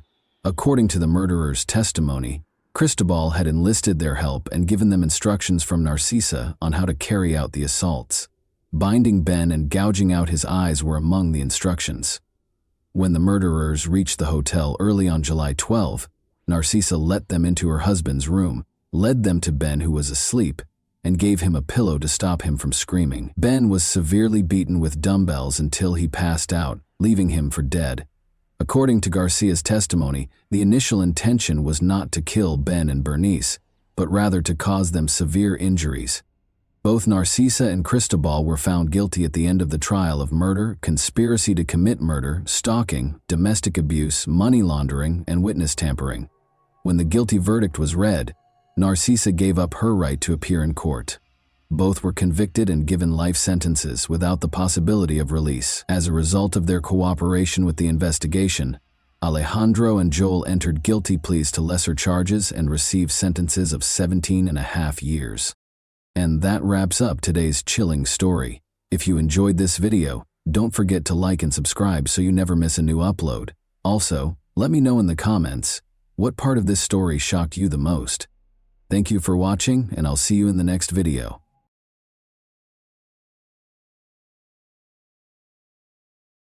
Hey guys, welcome to my channel, and today we're going to take a look at another horrible case with you. On May 3, 2019, 17-year-old Ellie Gould decided to skip her regular class and spend the day studying alone. Nobody knew that there was a terrifying secret hidden behind her closed door. Her father expected her typical chirpy greeting when he got home, but instead he found an eerie silence. The kitchen had devolved into a nightmare scene. Ellie Gould, a popular and intelligent 6th form student, should have turned 18 the week before. However, she was killed in her own house in May. Ellie was lying there, a motionless figure in a pool of blood, a knife by her arms, stab wounds at her throat, not the lively girl her father had known. Her eyes, which had once been determined mirrors, gazed straight ahead. There were more questions in the air. Why would a young girl who followed her dreams, Ellie, commit suicide? However, there was more to this tale than first appeared. Before Ellie said her final goodbyes, rumors of another eerie presence in the house began to circulate after a silver Ford Fiesta was spotted close to her residence. Who was this invisible person? Were they complicit in the murder of Ellie? The crucial question still stood. Was this a horrific murder or an act of self-harm? The small, serene town of Calne, Wiltshire, is situated in southwest England and is encircled by picturesque hills. The River Marden flows through its banks, surrounded by willow trees, and the air is thick with the scent of freshly cut grass. Stone cottages with window boxes in bloom line the cobbled streets. A weekly market with lively exchanges takes place in the town square, which is shaded by old oak trees. Ellie flourished in this calm environment, surrounded by the recognizable sounds of distant trains and church bells. Calne was more than just a lovely location. It was a part of Ellie's journey, influencing her aspirations and objectives with its understated charm. Carol and Matthew Gould, both in their late 40s, welcomed Ellie into the world on February 6, 2002. She went into her A-levels as a Year 12 student at Hardenhoosh School with a strong sense of ambition. Ellie, however, was more than just studying and tests. Riding her favorite horse in the open fields brought her peace. She was naturally skilled at it, and even had aspirations of becoming a member of the mounted police. In addition to awards and trophies, Ellie played a crucial role in her family's life. Ellie was regarded by her contemporaries as a reliable friend who would listen to your darkest secrets and make you laugh until your sides ached. Ellie got along well with her cousins as well as her friends. Jess Vine, 17, was one of her closest cousins. Like sisters, they couldn't be separated. When someone said, "It was almost like we had twins in the family," Ellie desired to study psychology as well. Understanding the intricacies of the human mind, the positive, negative, and intriguing gray areas in between, was made possible by her A-levels. She wished to improve the world by assisting people in discovering their inner motivations. But Ellie's life took a surprising turn. No one could have imagined how brutally she was removed. Ellie Gould decided to study at home for her A-levels on May 3, 2019, rather than attending class. This day, however, was different. Everything changed when her father, Matthew Gould, returned from his job. There was a silence that persisted in the house indefinitely, replacing the usual routine and laughter. In a state of shock, Ellie's father, Matthew, called for an ambulance in a panic, unsure of what to do or how to react to what he had just seen. He then contacted Ellie's mother, Carol. His once bright daughter was now lying on the floor, her laugh gone, her beautiful face scarred, her eyes open and emotionless. Ellie had been lying dead in her kitchen for at least 4 hours, according to the Wiltshire police investigation. Unbelievably, she had 13 separate neck stab wounds and displayed symptoms of strangulation. Even the best surgeons or first aid would not have been able to save her due to the violent and upsetting nature of the stabbing. There was nothing to be done about the terrible and tragic circumstances. The police soon came to the conclusion that Ellie couldn't have done this to herself, and that there was little possibility that a stranger was to blame. They assumed it wasn't an outsider because nothing in the house was disturbed. The evidence indicated that it wasn't an outsider, which left the police perplexed. They began looking into more intimate circles, such as Ellie's friends, family, or acquaintances. This case was made even more complex by the fact that the motive was still unknown. Still in disbelief, her parents first thought that Ellie might have hurt herself unintentionally or fallen off a chair, but her father, Matthew, stopped and rethought the whole thing. Maybe he had a feeling something was wrong, or that there might be more to it than first appeared. When a neighbor gave a vital lead, the breakthrough occurred. Earlier that day, they had noticed a slender, unnamed male guest at Ellie's house. The police investigation was centered on this description, even though they were unable to see the person's face. The case took a major turn when the search for this enigmatic young man began. Detective Jim Taylor, the investigator, and his team acted quickly to interview all of Ellie's friends after learning of this lead. They began with Ellie Gould's friend and classmate, 17-year-old Ellie Welling. On May 3, 2019, the day of Ellie Gould's untimely death, Ellie Welling was scheduled to pick her up. The police reached a dead end after speaking with Ellie's friends, but they were distracted when they noticed a strange car driving toward Ellie's house. Shortly after Ellie's death, this car appeared on surveillance footage and was out of place in the neighborhood. The police needed Ellie's parents to identify any suspected friends in order to advance the investigation. However, Ellie's parents were unable to immediately come up with a friend because they knew all of her friends. It clicked for Ellie's parents when the police asked directly if Ellie was in a romantic relationship. Thomas Griffiths, age 18, was brought up. An 18-year-old A-level student named Thomas Griffiths played rugby for the first team and was a prefect at Hardenhuis School in Chippenham, Wiltshire. He was raised in a decent household and put in a lot of effort to earn the chance at a promising future. Ellie had a major crush on him and had known him since 7th grade, so it's safe to say that she was thrilled when they started dating. Thomas became Ellie's first boyfriend when they formally began dating in January 2019, and their relationship went well. Since Ellie's parents knew everything about her life, she naturally told her mother about Griffiths. Although they hoped she would put her studies ahead of boys, her parents were aware of the brittleness of adolescent love and wanted to steer clear of it. They agreed to let her date even though they preferred that she concentrate on her studies. To get to know Thomas better, they invited him over for dinner and insisted on meeting him. Ellie's parents watched Thomas intently one evening while they were eating dinner in the kitchen, attempting to gauge his personality. He was quite quiet and appeared introverted, but there were no overt warning signs. They believed it was most likely because he was still a young boy and was nervous about meeting Ellie's family. Ellie's parents were supportive and understanding, and they were eager to give her space because they knew she was a smart and self-sufficient child. But they watched Thomas and silently pondered why Ellie had picked someone who didn't seem to be a good fit for her. They were certain that Ellie and Thomas couldn't be together, but they didn't say anything because they respected Ellie's opinion. They made the decision to give Thomas a chance in the hopes that Ellie would be happy. On February 6, 2019, Thomas even attended Ellie's 17th birthday celebration in their own kitchen. In that instance, her parents showed him their love and acceptance by extending a warm welcome into their house. Ellie and Thomas's relationship didn't last long during its honeymoon period. After 3 months, fissures appeared. After being blown away at first, Ellie felt that Thomas's incessant need for her was suffocating her independence. The initial excitement turned into a suffocating clinginess as he yearned for her presence all the time. She received grumpy disapproval whenever she tried to prioritize her A-levels or make friends. Ellie's need for room and development was in stark contrast to the future Thomas envisioned, which was laced with talk of marriage.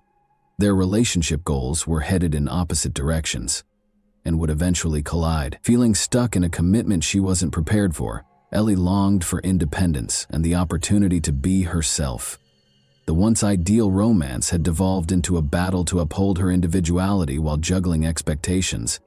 She wanted to concentrate on her studies, particularly her impending tests, and felt that she wasn't prepared for a committed relationship. Ellie told her mother she wanted to break up with Thomas in early May 2019. Her mother, not surprised by the news, asked if Ellie needed to talk or if there was a particular reason. Ellie told her mother that she just wanted to remain single for a while and that nothing had happened. She assured her mother that everything was under control and that she shouldn't worry. Ellie later went to her room and texted Thomas to end their relationship. Thomas insisted on denying the split and declared his love and compatibility with her. However, Ellie remained steadfast in her choice, telling friends about their split on May 2, 2019. She hoped they could still be friends, even though she knew Thomas might be upset. When police found Ellie in their kitchen the next day, there were questions about whether Thomas, an A-level student, could possibly be capable of such a thing. Since she didn't have classes until the afternoon on May 2, 2019, Ellie asked her parents if she could spend the following morning at home. Before going to school in the afternoon for her history class, she intended to prepare for her tests. She made arrangements for a friend, Ellie Welling, to come get her at 12 p.m. on May 3, 2019, the following morning, to attend school together. Griffiths and Ellie were both sixth formers at Hardenhuis School in Chippenham on the day that Griffiths' mother dropped him off.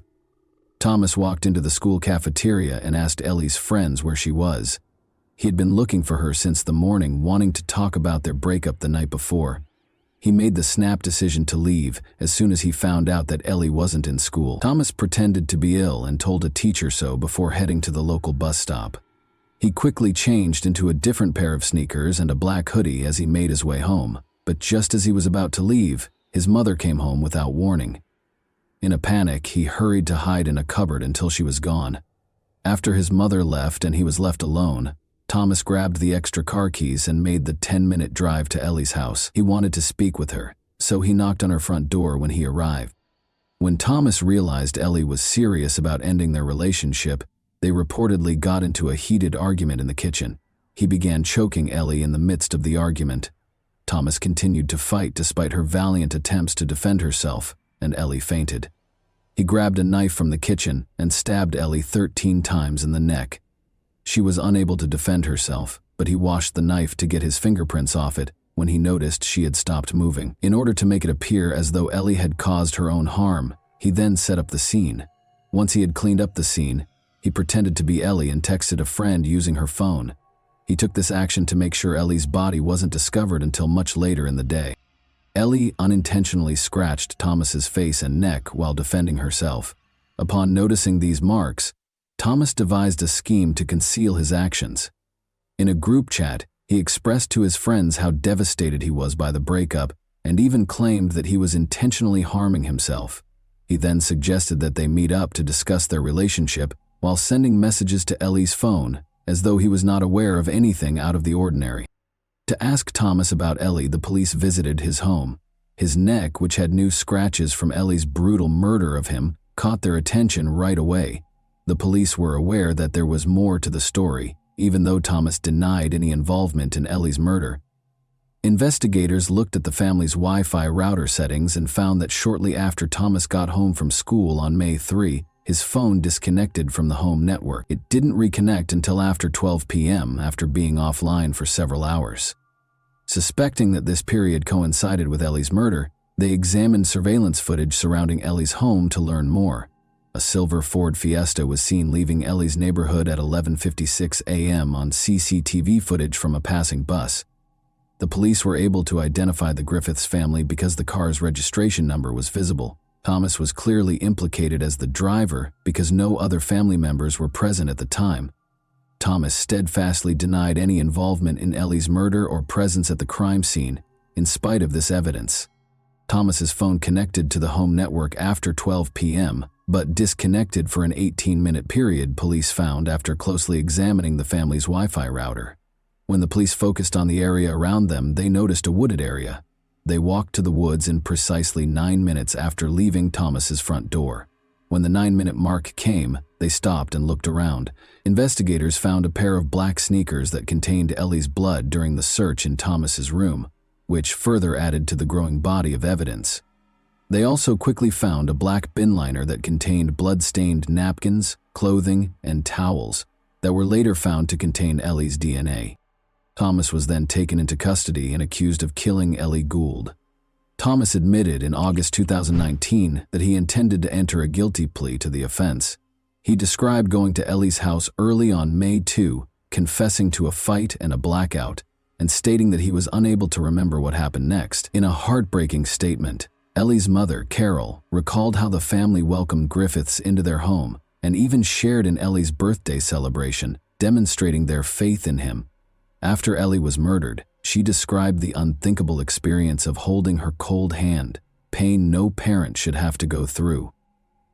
At first, she was shocked that Griffiths, the naive boy who cherished their daughter, would hurt Ellie. Ellie's father, Matthew, talked about how the eerie sight of her still body plagued his sleep and daily activities constantly. It was revealed in court that Griffiths had abused Ellie after she rejected him. According to the autopsy, she was first rendered unconscious by pressure on her neck, then she was stabbed more than a dozen times before escaping. To trick investigators, Griffiths set up the scene and put Ellie's hand on the knife he had left close to her neck. He even made a desperate attempt to convince his friends that the scratches on his face were self-inflicted. Thomas Griffiths was given a life sentence with the possibility of release after 12 years by the Bristol Crown Court in November 2019. Griffiths' letter of apology was read aloud in court. Ellie's mother shook her head while gazing at Thomas. The court also pointed out that his use of a knife from the victim's home does not imply premeditation, taking into account his age as a mitigating factor, since life sentences for those under the age of 18 are prohibited by UK law. At the age of 29, Thomas Griffiths would be eligible for parole in 2031. The tragic tale of Ellie Gould served as a poignant reminder of the frailty of life and the ruthless robbery of dreams. She lost her future, her love, and her hopes. In addition, her predicament brought to light the difficulties in relationships that appear to be ideal. The sorrow of losing Ellie and the unrelenting quest for justice served as a warning to be careful who we allow into our lives. More generally, Carol Gould's advocacy for harsher punishments in situations such as Ellie's led to crucial discussions regarding domestic abuse and juvenile offender sentencing. Ellie's law, Carol's initiative, aimed to address the disparity in sentencing between those who bring weapons and those who use found weapons in heinous crimes, as well as for adolescent killers. Ellie's mother, Carol, and her family achieved victory after 2 arduous campaigns. Those who fought so hard for justice were relieved when, 2 years later, this new law made it possible for teenage killers to receive sentences of up to 27 years. And that wraps up today's chilling story. If you enjoyed this video, don't forget to like and subscribe so you never miss a new upload. Also, let me know in the comments what part of this story shocked you the most. Thank you for watching, and I'll see you in the next video.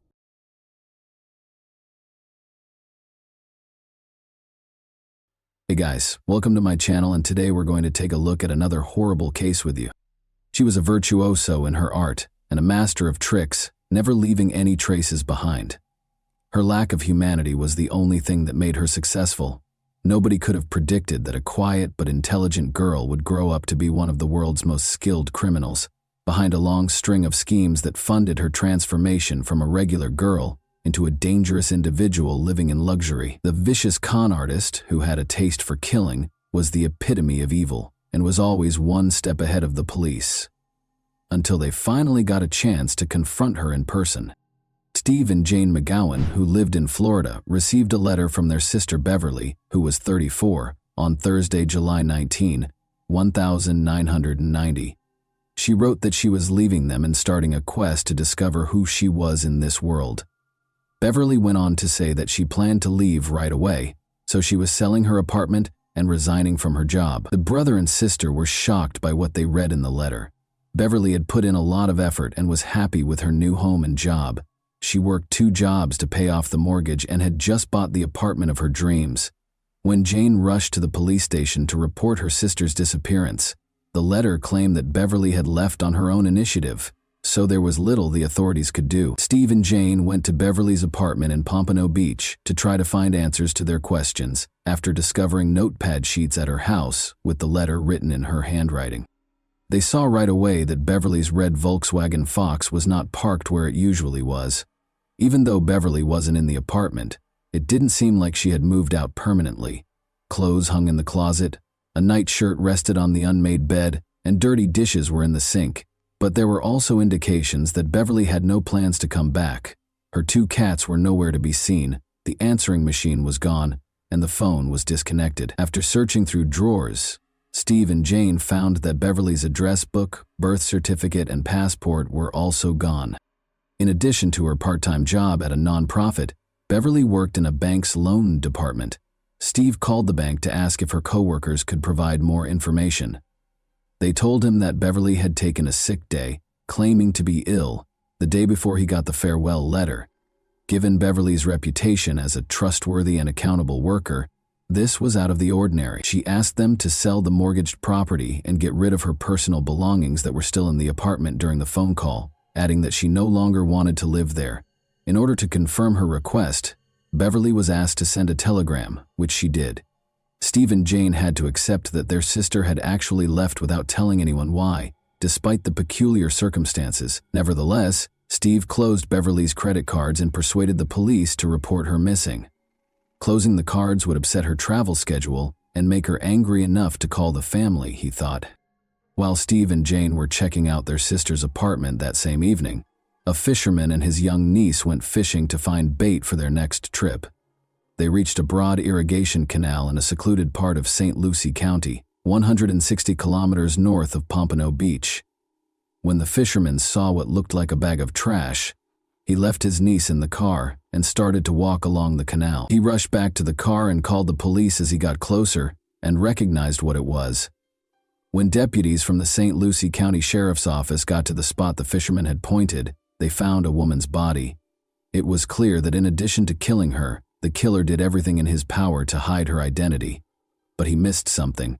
A tiny tattoo of a yellow rose was concealed under the woman's jeans on her right ankle. The media was given the tattoo's description in the hopes that locals would recognize it.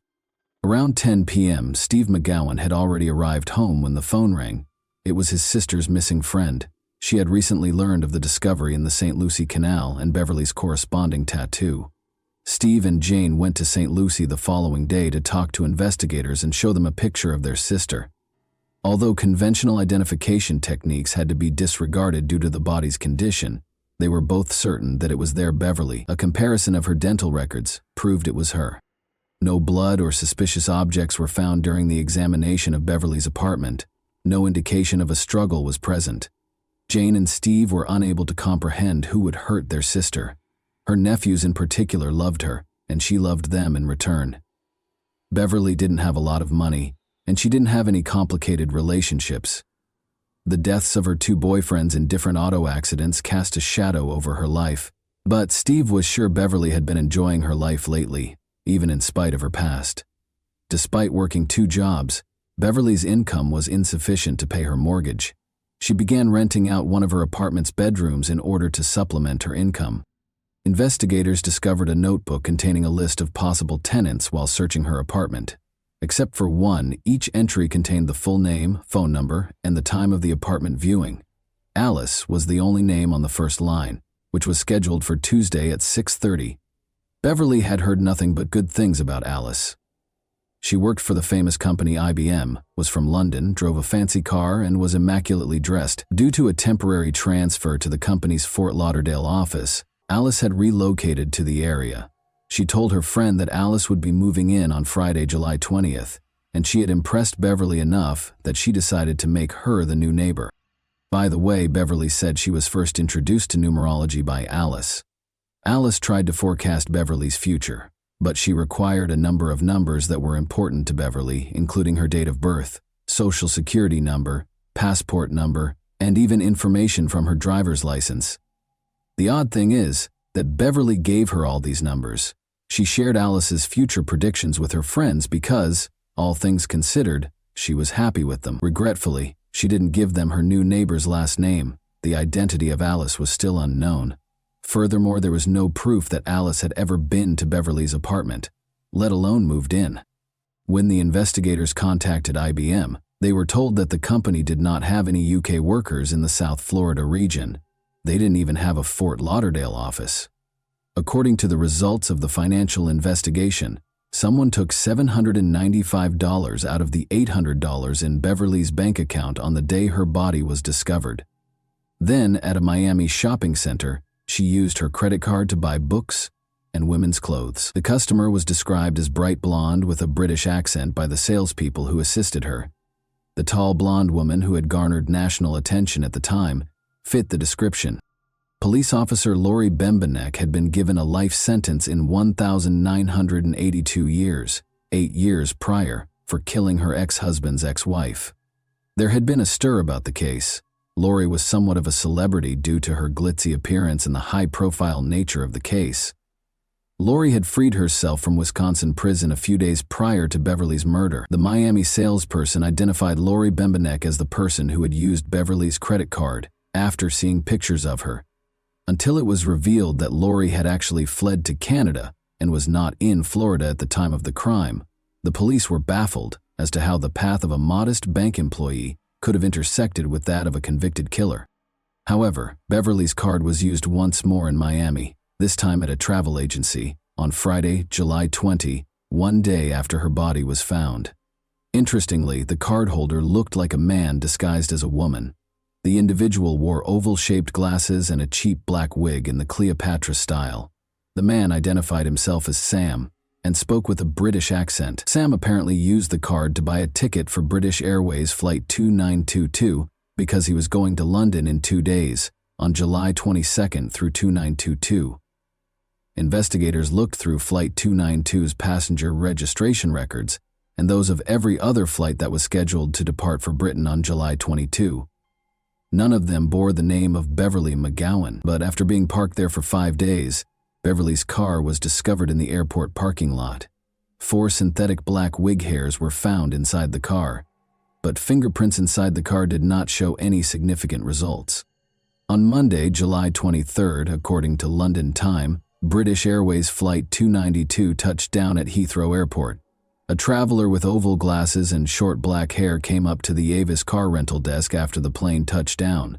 The passenger, who was most likely Sam, provided her driver's license as identification and made a car reservation in Beverly McGowan's name. Beverly wore glasses and her dark hair reached her shoulder. She looked like the person behind the counter.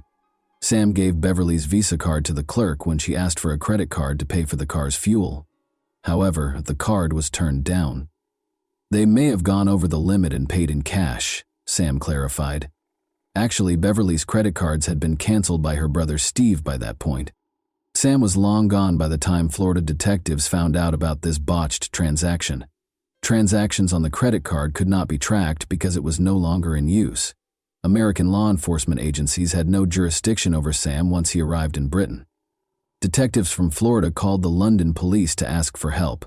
John Cornish, a detective, consented to assist with the global investigation. He talked to the Avis company and told their employees to tell the suspect to go to their closest office if he got in touch with them. Sam did get in touch with Avis later that week. He was asked to come to the local Avis office and asked for an extension on the rental car. Sam never arrived at the location where the police were waiting for him. On the day of the car's return, a contingency plan was developed in which officers would wait at Heathrow Airport. When that day finally came, Sam was nowhere to be seen. Without any hints, Sam's abandoned car was discovered a few miles from the airport in the early morning. Detective Cornish ordered his team to board all flights to the U.S. that day in order to check the passengers, because he suspected Sam might be trying to fly back to the U.S. However, this effort was in vain. The chance to capture the criminal was lost on the police. British Airways Flight 292 was the last lead the police had. Sam had purchased a ticket in a different name because he did not board the flight using Beverly's passport. Although it was illegal for investigators to check passengers who did not live in Florida, they made an effort to examine the 248 people on that flight. So they turned to the United States for help, State Department in Washington, D.C. The process could take years because each passenger's name had to be compared with passport information, and there was no single database that contained all of this data. The State Department didn't give the police a name they considered significant until January 1996. British national Sylvia Hodgkinson was on Flight 292. A woman with dark hair and eyebrows was shown in the passport photo. She was compelled to relocate to a women's shelter following the death of her spouse. There was nowhere else for her to go. A passport was issued in her name less than a year after her husband's passing. It was suspected by investigators that someone else had taken Sylvia's identity in order to obtain documents in her name. There was fear that Sylvia had met a similar end to Beverly's because they were unable to find her in any way. Additionally, the State Department found a fascinating link between Sylvia and 2 other women, Elaine Parent and Charlotte Ray Callan. An incident that happened a year after Beverly's murder revealed that all 3 identities were unintentionally connected. A woman in a rental car was approached by North Miami police on May 22, 1991. It was past due to return the car, which had been rented in Los Angeles 6 months prior. To hide its origin, stolen license plates were affixed to the vehicle. A tall redhead woman, who introduced herself to the officers as Charlotte Ray Cowan, sat inside the vehicle. The woman's personal diary, 2 dogs, multiple wigs, and several documents bearing Charlotte's photo under the names Sylvia Hodgkinson and Elaine Parent were all evidently in the car with her. Charlotte's failure to return the rented car led to her arrest by the police. The following day, she posted bail after spending the night in jail. Surprisingly, the police did nothing about this issue, even though the woman was clearly using a false identity. One of the arresting officers was in the building on the day of Charlotte's court hearing for the offense. A redhead woman stood up when Charlotte's turn to appear before the court came. The officer who had arrested Charlotte, however, was taken aback to discover that the woman he had arrested was not the same one who had been called to court by the subpoena. Charlotte was perplexed as to why she had been summoned to court so abruptly. She questioned the officer about the height and red hair of the woman he had arrested. She boldly declared that she knew exactly who it was when he said yes. Almost 10 years prior, in the middle of the 1980s, Charlotte was unwinding at an Orlando bar when a well-dressed woman with a British accent came up to her. Like Charlotte, she had stunning blue eyes and short red hair. The woman offered to buy Charlotte a drink and identified herself as Anne Tremont. The offer was accepted by Charlotte, and they struck up a conversation. Anne mentioned numerology in passing during their conversation. She began by requesting Charlotte's birth date, adding that she would be pleased to make a matching matrix for her. Anne took Charlotte's driver's license information and social security number one by one. She wrote it all down on a napkin and made a hopeful forecast for Charlotte's future. Anne and Charlotte began talking and became friends right away. Charlotte met Anne's brother a few days later. He was a tall, blonde man who shared his sister's grace. The women eventually lost contact with one another, though, as they saw each other less and less. When Anne called Charlotte a few months later to inform her that her aunt had died and left her a sizable inheritance, Charlotte was taken aback. Anne claimed that her brother had chosen to have her institutionalized in order to keep all of the money for himself, even though they were meant to split it. Anne showed up at Charlotte's door at 3 in the morning, approximately a month after the phone call. She was wearing a man's shirt with a tie and a tangled wig.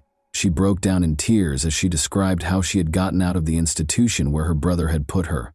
She needed assistance going missing because she was hiding from her family.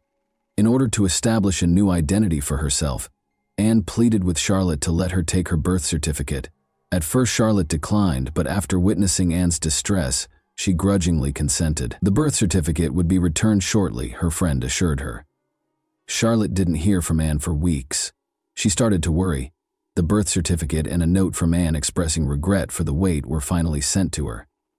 It wasn't until she was summoned to court in 1991 that Charlotte learned more about her friend. After hearing this intriguing tale, the investigators were curious to find out who the mysterious and elusive scammer was. Although not much was known about Elaine Parent's life, she was a real person like everyone else. On August 4, 1942, she was born in the Bronx, New York.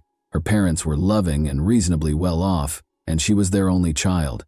She was a tall, slim beauty with dark hair and piercing blue eyes by the time she reached adulthood. She relocated to Florida at the age of 30, where she briefly worked at a real estate company before being arrested for shoplifting in Fort Lauderdale in 1976. They took her fingerprints and put them in the database. She then stole $40,000 worth of jewelry from an elderly acquaintance in 1985. Parent and Charlotte met at about the same time.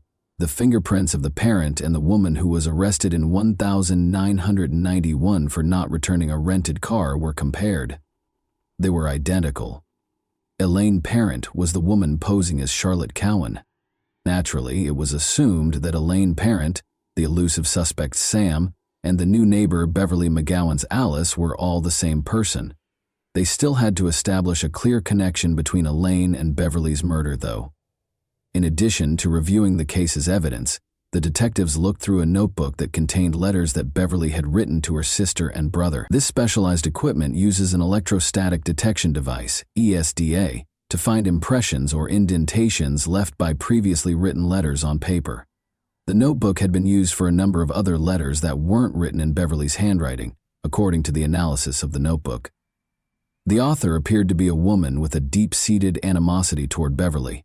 Threats were included in the rather aggressive messages. Elaine Parent's handwriting samples were compared to the letters, and they matched. Parent's letters were sent to a woman in London who was the chief executive officer of a large corporation. She filled in many of the gaps in the elusive fraudster's life, but was named Witness X in the case materials for her protection.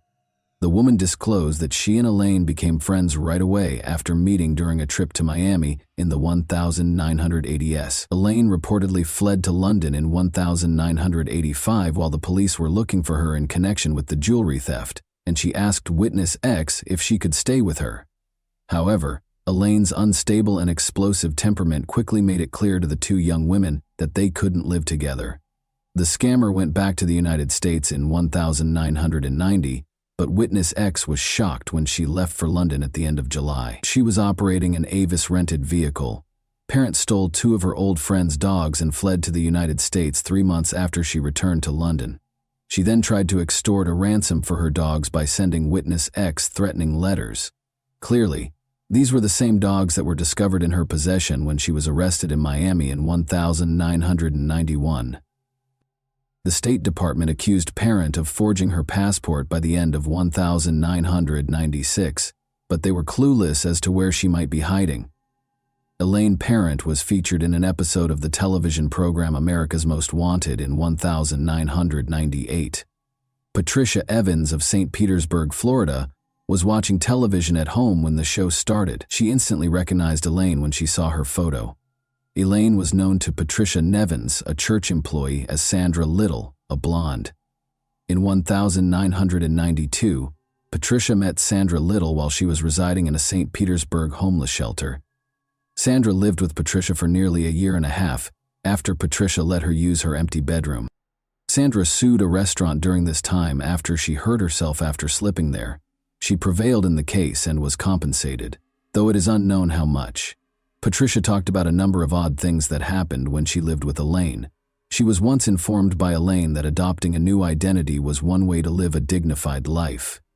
After that, at a dinner party, Parent indiscriminately cut a guest's hand in order to take a gold bracelet. Elaine's psychiatrist, whom Patricia arranged for Elaine to see, told Patricia that Elaine was a highly intelligent sociopath who would leave Patricia's life as soon as she entered it. When the women parted ways in 1993, this prophecy was realized. An interesting letter was delivered to the St. Lucie County Sheriff's Office after the police made a public plea for the community's assistance in apprehending Elaine. There was a copy of an oil-colored painting inside. It showed Elaine Parent, with pearl earrings and a teal-green swimsuit. She had gray hair that was styled the way her parents usually did. She was shown emerging from a swimming pool. This was printed on the back. "Best wishes, your chameleon." According to psychiatrist Barbara Caven, who had been helping the police with the case, Parent both feared and desperately needed police attention. The painting is very telling. She sent it to the police to taunt them, as if to say, "I'm alive, I'm okay, look for me." Elaine gained international recognition after appearing in the documentary series World's Most Wanted in February 2009. People from all over the world began reporting that they had seen Parent in South Africa, Australia, France, and Turkey. The media referred to her as the most wanted woman in the world. Elaine Parent was featured in another episode of America's Most Wanted in April 2002 and Happy, and 16,000 minors in Russia. After the show, many calls were received from the wealthy Panama City, Florida neighborhood, identifying a woman there as Elaine. The address was visited by 3 police officers. When they reached a small one-story home, they knocked on the door. The door was answered by a brunette middle-aged woman wearing a beige silk pajama set. The officers gave an explanation for their visit to her. Presenting her military ID with her photo on it, the woman identified herself as Darlene Thompson. The officers had seen a picture of Elaine Parent, but she didn't look like her. She was asked to accompany the officers to the station for formalities, even though they knew the neighbors had erred. Darlene consented and asked the officers to hold off while she changed.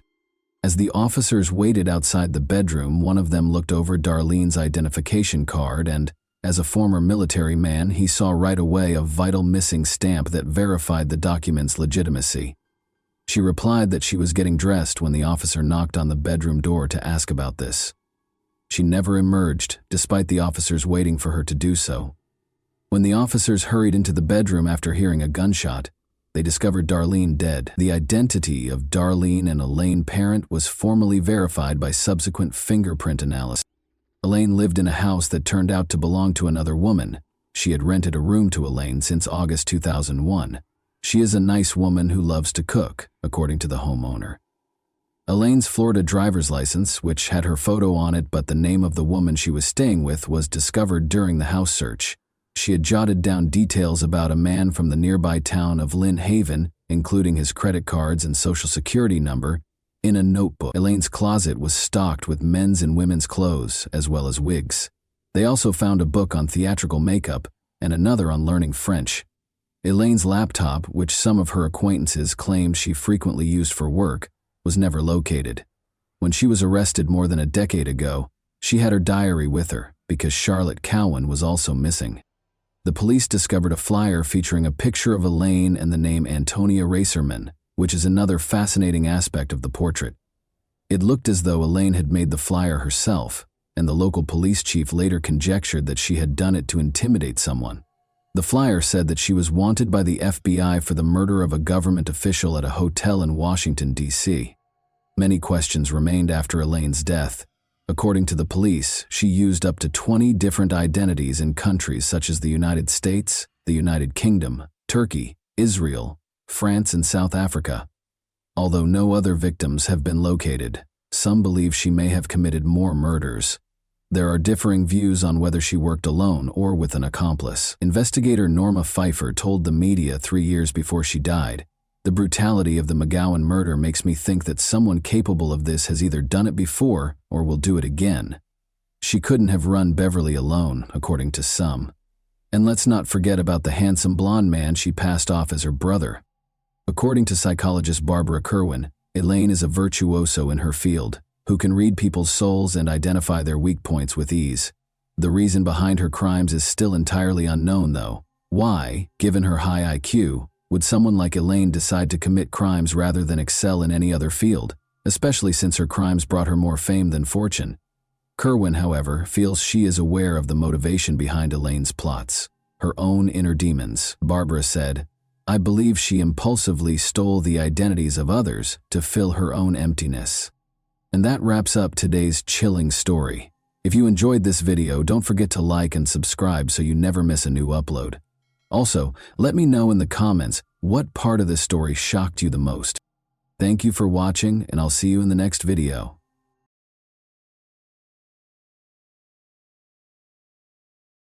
Hey guys, welcome to my channel, and today we're going to take a look at another horrible case with you. Brigitta Unto was close to passing away when she got to the emergency room. Despite the fact that her vital signs were rapidly declining, doctors were unable to identify any indications of infection or injury. Together, the police, FBI agents, and medical experts were able to solve the medical mystery and unearth a horrifyingly creative crime. The medical staff at a hospital in San Diego, California, waited for Brigitta, a 28-year-old patient, to arrive on March 5, 2018. An ambulance was taking her from the office of her family physician. Brigitta had called her mother Olga that day to complain of feeling ill. Brigitta's legs shook with agonizing pain, and she could hardly breathe, as Olga fought to get her into the car. The family doctor only needed to glance at the once vibrant and healthy young woman to realize that Brigitta was in serious trouble and that there was nothing he could do to help. In order to transport her to the hospital, he called an ambulance. The medics in the emergency room were also concerned because they thought they might not be able to stabilize her condition, and Brigitta was in excruciating pain, had no feeling in her hands or feet, could hardly see, and could hardly speak. The most perplexing symptom, however, was the clumping of her once beautiful chestnut hair. Immediately after starting their work, the doctors concluded that she had no visible signs of trauma, including no wounds, bruises, or infection. Her illness had an internal cause. According to Brigitta's mother, her daughter had been experiencing severe pain, exhaustion, and unexpected bouts of nausea for a number of months. She would spend days in bed because the symptoms would come on suddenly and without warning. It was difficult for Brigitta to care for herself, much less her husband and young son. She sought advice from several experts, but none of them could figure out what was wrong with her. There was no known illness that matched her symptoms.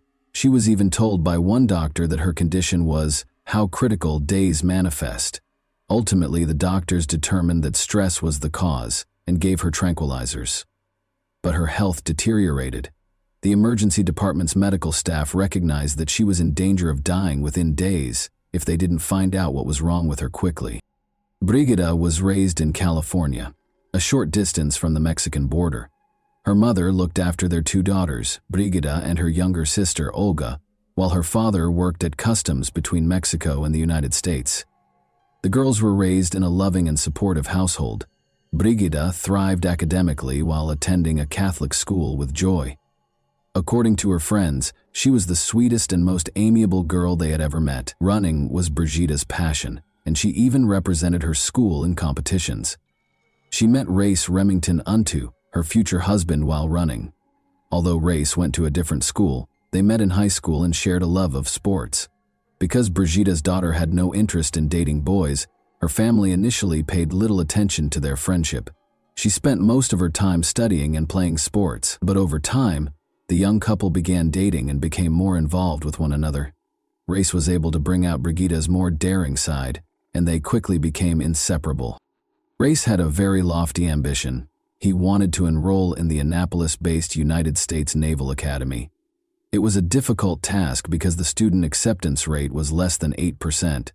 In addition to doing well in school, the candidate had to work on personal growth, play sports, volunteer, be involved in the community, and much more. Remarkably, Race was accepted into the academy and relocated to Maryland to start his studies. The young couple kept up their long-distance romance. Race was eventually diagnosed with a hernia, though, which didn't fully heal. Despite having to leave the academy, he was able to find employment in the Navy as an electrician. Brigitta, meanwhile, went after her own goals and became a teacher. Following 7 years of dating, Brigitta, 25, and Race, 24, were married in 2014. They welcomed their son shortly after. Brigitta thought that everything in her life was going as planned, and she was completely content. She lived a short distance from her parents, had a wonderful child, and a loving, caring husband. She could never have predicted the extraordinary and agonizing turn her life would soon take, though. Dr. Jeff LaPointe, a certified toxicologist, was one of the emergency department doctors at San Diego Hospital. This was unusual. Like a great detective, Dr. LaPointe followed the trail of clues that might help him figure out what was happening to Brigitta. He was a true medical detective. Was an autoimmune disease killing her? No, that was not confirmed by blood tests. Is it possible that she has cancer? No. But among all the symptoms, hair loss was the most noticeable. This was a result of treatment rather than the illness. Brigitta had been exposed to a toxic chemical, according to all the symptoms. But which one and how?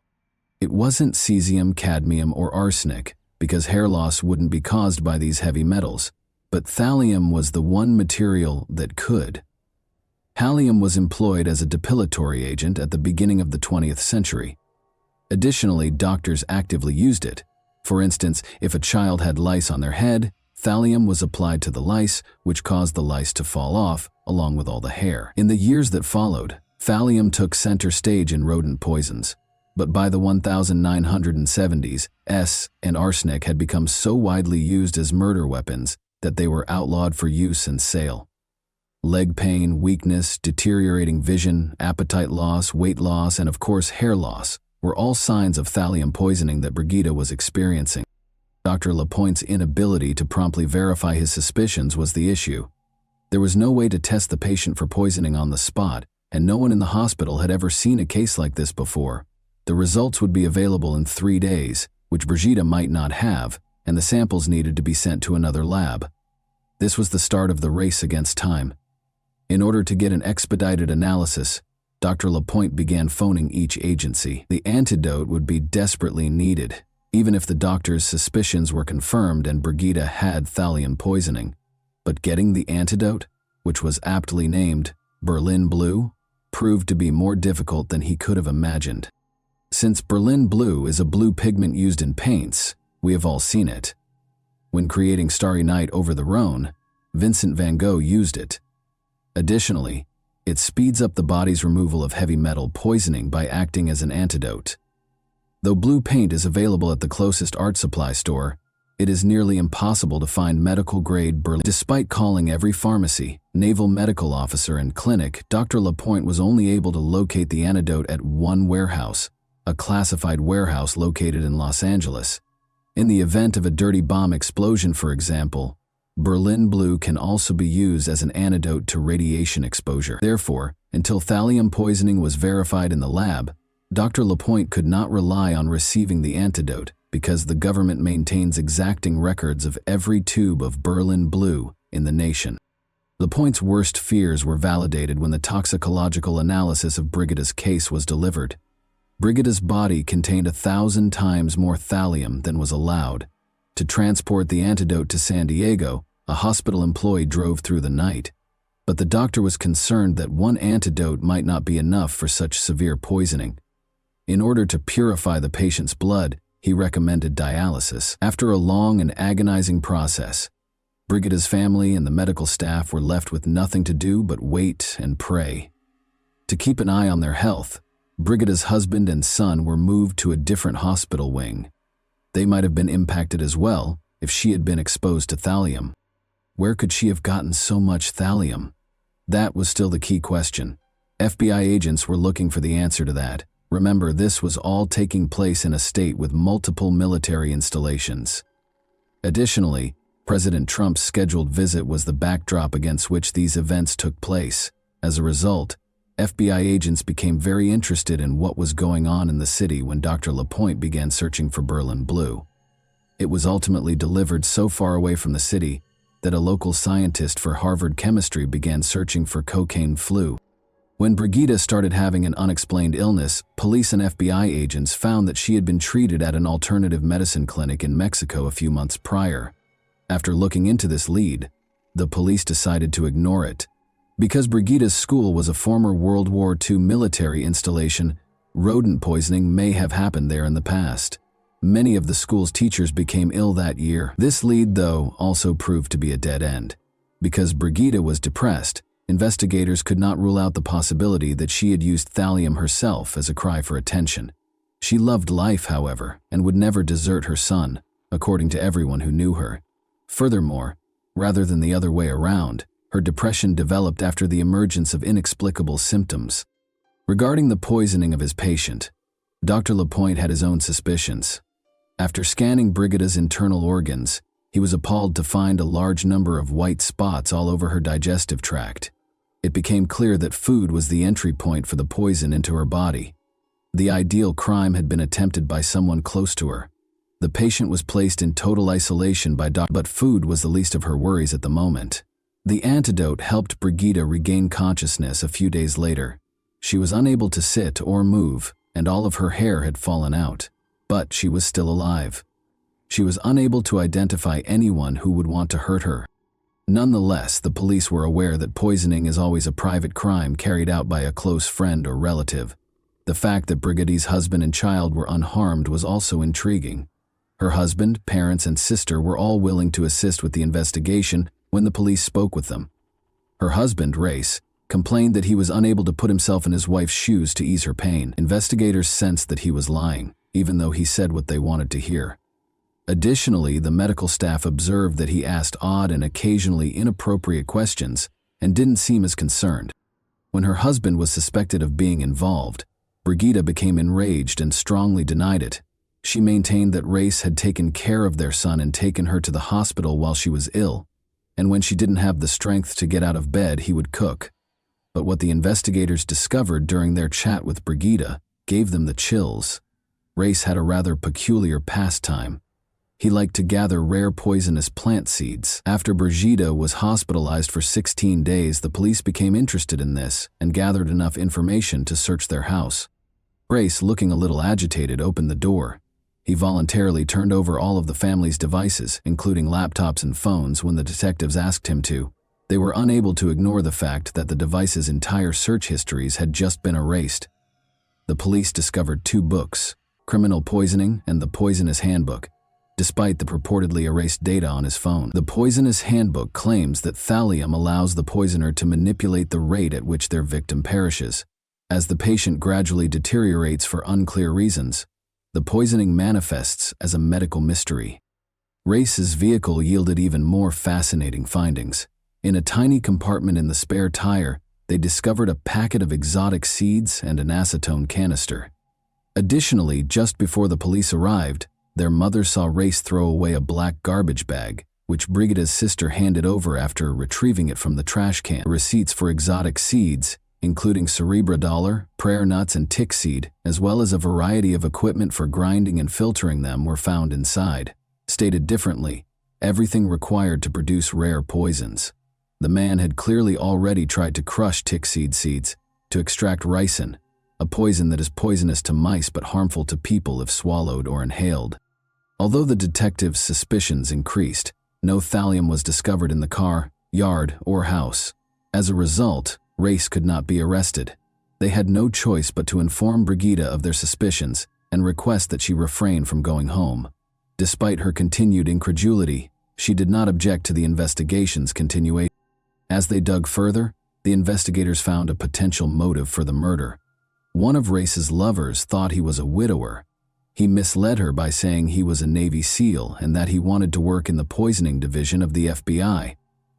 Race led a double life, going so far as to have another affair and confessing to the woman that he was married.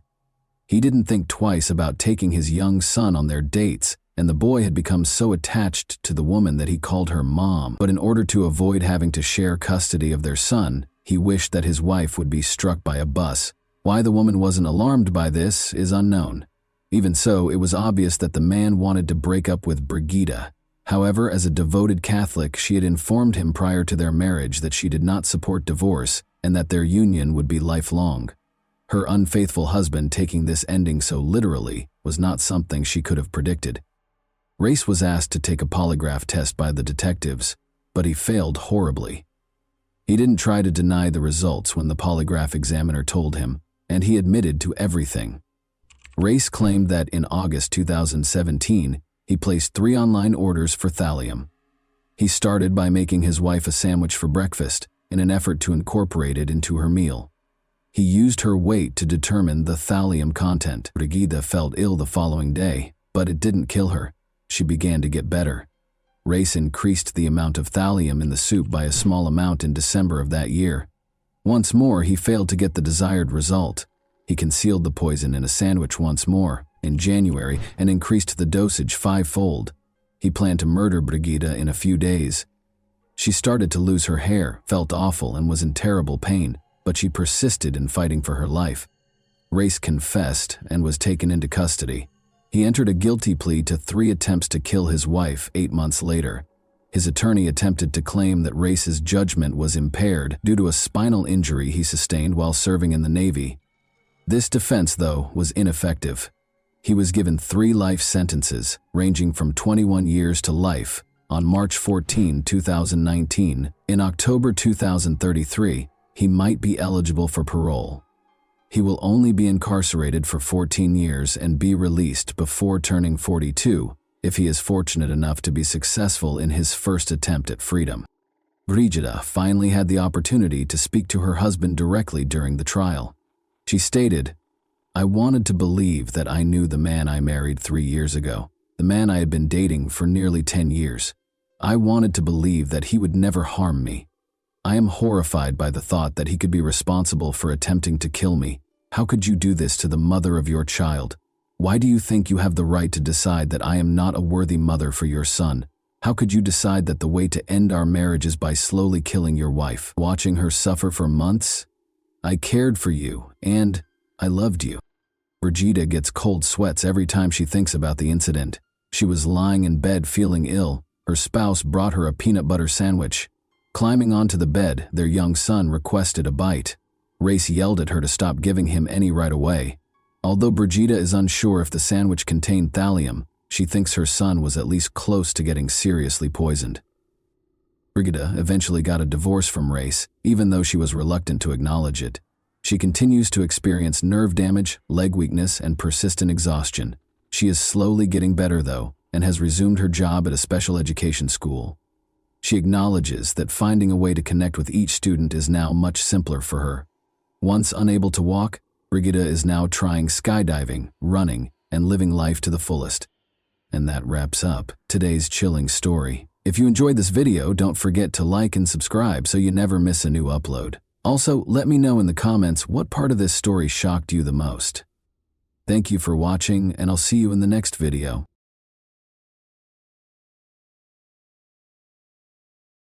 Hey guys, welcome to my channel, and today we're going to take a look at another horrible case with you.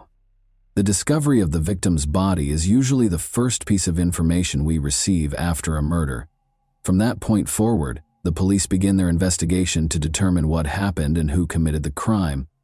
But not this time. In this case, the typical scenario was disrupted when the victim identified their assailant before he committed the crime. This story occurred recently, in early May 2022, in the city of Peleón Norte de Santander Department, one of Colombia's 32 departments.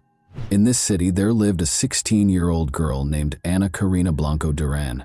She was the oldest of 3 children in a modest family, similar to many others in the region. However, this had no impact on Karina's personality or dreams. She was in the 11th grade and eagerly awaiting graduation. Karina's relatives and friends described her as disciplined and determined, but also cheerful, sociable, and optimistic. However, like most teenagers, she had doubts. She expressed her thoughts in a letter she wrote for a school assignment 2 weeks ago. In the letter, the girl stated that, like everyone else, she had goals that she wanted to achieve. However, at the time, she was preoccupied with being happy, studying, and assisting her mother, whom she described as a beautiful, strong, and resilient woman who had a huge influence over her. The following year, the girl intended to attend university and study psychology or philosophy. This would allow her to pursue her dreams, the most important of which was to buy a house for her mother. At the same time, Karina acknowledged her overwhelming fears and doubts. She wrote that she was afraid of growing up and facing the big world alone. She sometimes wished she could go back in time and play with dolls again, something she didn't get to do as a child because she had to grow up quickly and help her parents. Karina, almost prophetically, explained what would happen to her in 2 weeks in her final sentence. She wrote that she feared human evil, and she was not mistaken. What she was afraid of eventually shattered her dreams. Karina awoke early on May 3, 2022, as she usually does. She lived in La Vega, a village in the Cashra municipality. Karina had to walk for at least an hour every day along several country roads to the bus stop that would take her to school because her village was relatively remote. The morning progressed as usual. The student awoke, ate breakfast, said her goodbyes to her family, and left the house at 5:30 a.m. However, shortly after Karina left, her father began receiving messages from her. It was unusual. Karina wrote to her father that while walking down the country road, she noticed someone following her. A man was approaching her very closely. When the girl quickened her pace, the stranger did the same. If she attempted to take a different path, he would follow her. Karina was understandably uneasy and suspicious. She mustered the courage to take a discreet photo of the stranger and send it to her father so he would know who was after her. Cesar Blanco, Karina's father, became extremely concerned for his daughter's safety. He dashed out of the house, taking the same route to the bus stop that she had taken, but he couldn't find her anywhere. The man assumed the danger was over and Karina had safely boarded the bus. Unfortunately, this was not the case. Karina's parents were later informed by the school that she did not attend class that day. Karina's parents reported her disappearance to the police. Because it was a small village where everyone knew each other, word of the incident spread quickly among the locals. The girl's family distributed a photograph of the stranger who had been following her since the morning. A few hours later, a man who worked at a local farm mentioned another farm worker who looked very similar to the man in the photograph. Despite the blurry image, he believed he recognized him. Additionally, that worker was late for work on the same day. Armed with this information, several villagers and Karina's relatives went to the farm where these men worked and demanded answers from the person Karina had most likely photographed. The man in question was Alexander Keough, a 55-year-old Venezuelan native. He had arrived in town 4 months ago and was staying with a relative. Alexander had found work on the farm where he was located. The people were outraged by the schoolgirl's disappearance and acted aggressively. He eventually admitted to assaulting Karina, killing her, and disposing of her body in the Cashra River. It's understandable that the villagers, particularly Karina's relatives, wanted to take matters into their own hands following such a confession. However, the police arrived just on time. The officers apprehended the suspect, rescuing him from the angry mob. The police took Alexander Carrillo to the station and began interrogation.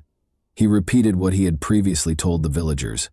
He admitted to killing the schoolgirl and revealed where her body was disposed of. Following the crime, he cleaned himself up, changed his blood-stained clothes for clean ones, and returned to work. The man truly believed he would never be found, unaware that the victim had taken a photograph of him. During the interrogation, villagers gathered near the station. They were furious and wanted to take matters into their own hands. Concerned for the man's safety and believing his life was in danger, the police decided to transport him to another location. They escorted the suspect out of the station and attempted to get him into the car. However, when the crowd began to act, they dragged Carrillo from the vehicle and attacked him. The police couldn't intervene because there were so many of them. The mob beat the perpetrator with sticks and stones before someone attacked him with a knife, killing him. Even after that, the crowd refused to disperse and blocked the police from approaching until they were certain that the man had died. Karina's body was discovered on the riverbank, exactly where her assailant had indicated. Her bag was nearby. The girl was partially undressed, and the autopsy revealed she had been sexually assaulted. She died of 2 penetrating wounds to her chest and neck. According to the police, Alexander Carrillo had been watching Karina for several days, meeting her every morning as she walked to school while he went to work. This version is supported by the fact that, a few days before the attack, Karina informed her school friends that she was being followed by a stranger, which made her extremely uncomfortable. The police have stated that the investigation will not be terminated at this time. They will investigate the actions of the local police officers who allowed the man's lynching, as well as who initiated the attack and delivered the fatal blow. According to local media reports, it was a relative of Karina, but the individual's identity has not been revealed. Pain and outrage swept through the city. An event was organized at Karina's school to honor her memory, while also protesting the killing of women. Students and teachers wrote an open letter to express their outrage at the current state of affairs. She wasn't drinking, she was not dressed provocatively, she wasn't in a bar. She walked to school every weekday wearing rubber boots because she lived on a farm, and she, like many other boys and girls in the country, had to overcome obstacles in order to receive an education.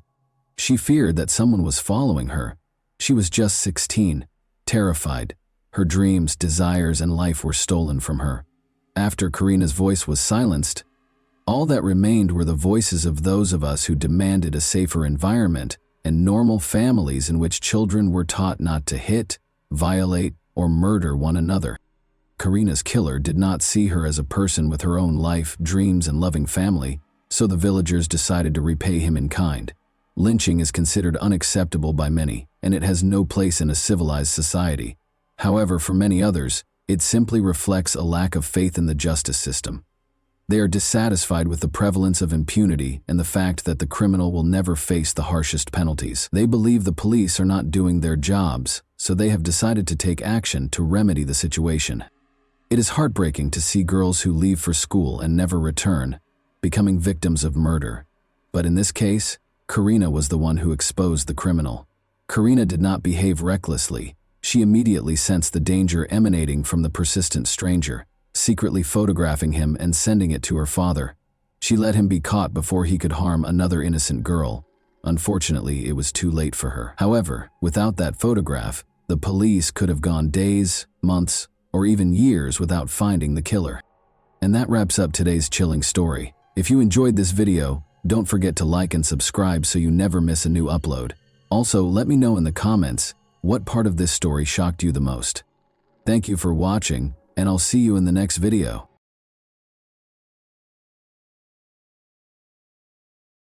Hey guys, welcome to my channel, and today we're going to take a look at another horrible case with you. In the suburbs of Manchester, Karen Spooner and John Lewis, their children Jane, Nicola, John, and Jamie, were a typical family. In 1997, everything was different. In Britain, May 5th was a holiday, therefore kids were exempt from attending school. 11-year-old John and 8-year-old Jamie, the family's youngest sons, were having fun in a nearby supermarket parking lot. They were great friends even though they were 3 years apart in age. Despite their disagreements, John always looked out for Jamie. John was playing with pals that day when he failed to see his brother vanishing from view, but it didn't disturb him. An 8-year-old being bored and going home, or to see a friend, was not unusual. But his brother was still gone when John got home at around 6 o'clock. When the two brothers left the house at 8 a.m., Jaime had not been seen since. For Jaime, who enjoyed wandering the streets but frequently returned home to hug their mother or have a snack, it was highly unusual. Initially, no one was concerned, since they assumed the youngster was with his pals and had lost his sense of time. He was terrified of the dark, so they were sure he would return before dusk. However, Jaime's family went out into the street to look for the child when their father got home from work at around 8 o'clock in the evening. They went to every street where he liked to play, visited all of his pals, and called his name, but all they got was an echo. They went home exhausted and called the cops.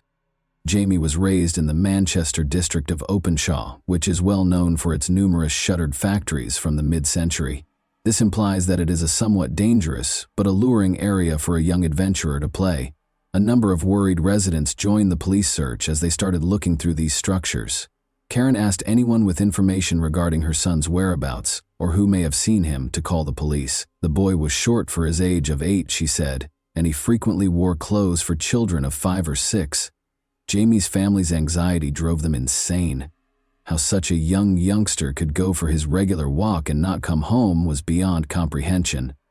As time went on and Jaime didn't show up, folks started to worry. Numerous calls and texts were sent to the police claiming to have seen Jaime in different locations throughout Manchester. However, all of these leads were later found to be untrue.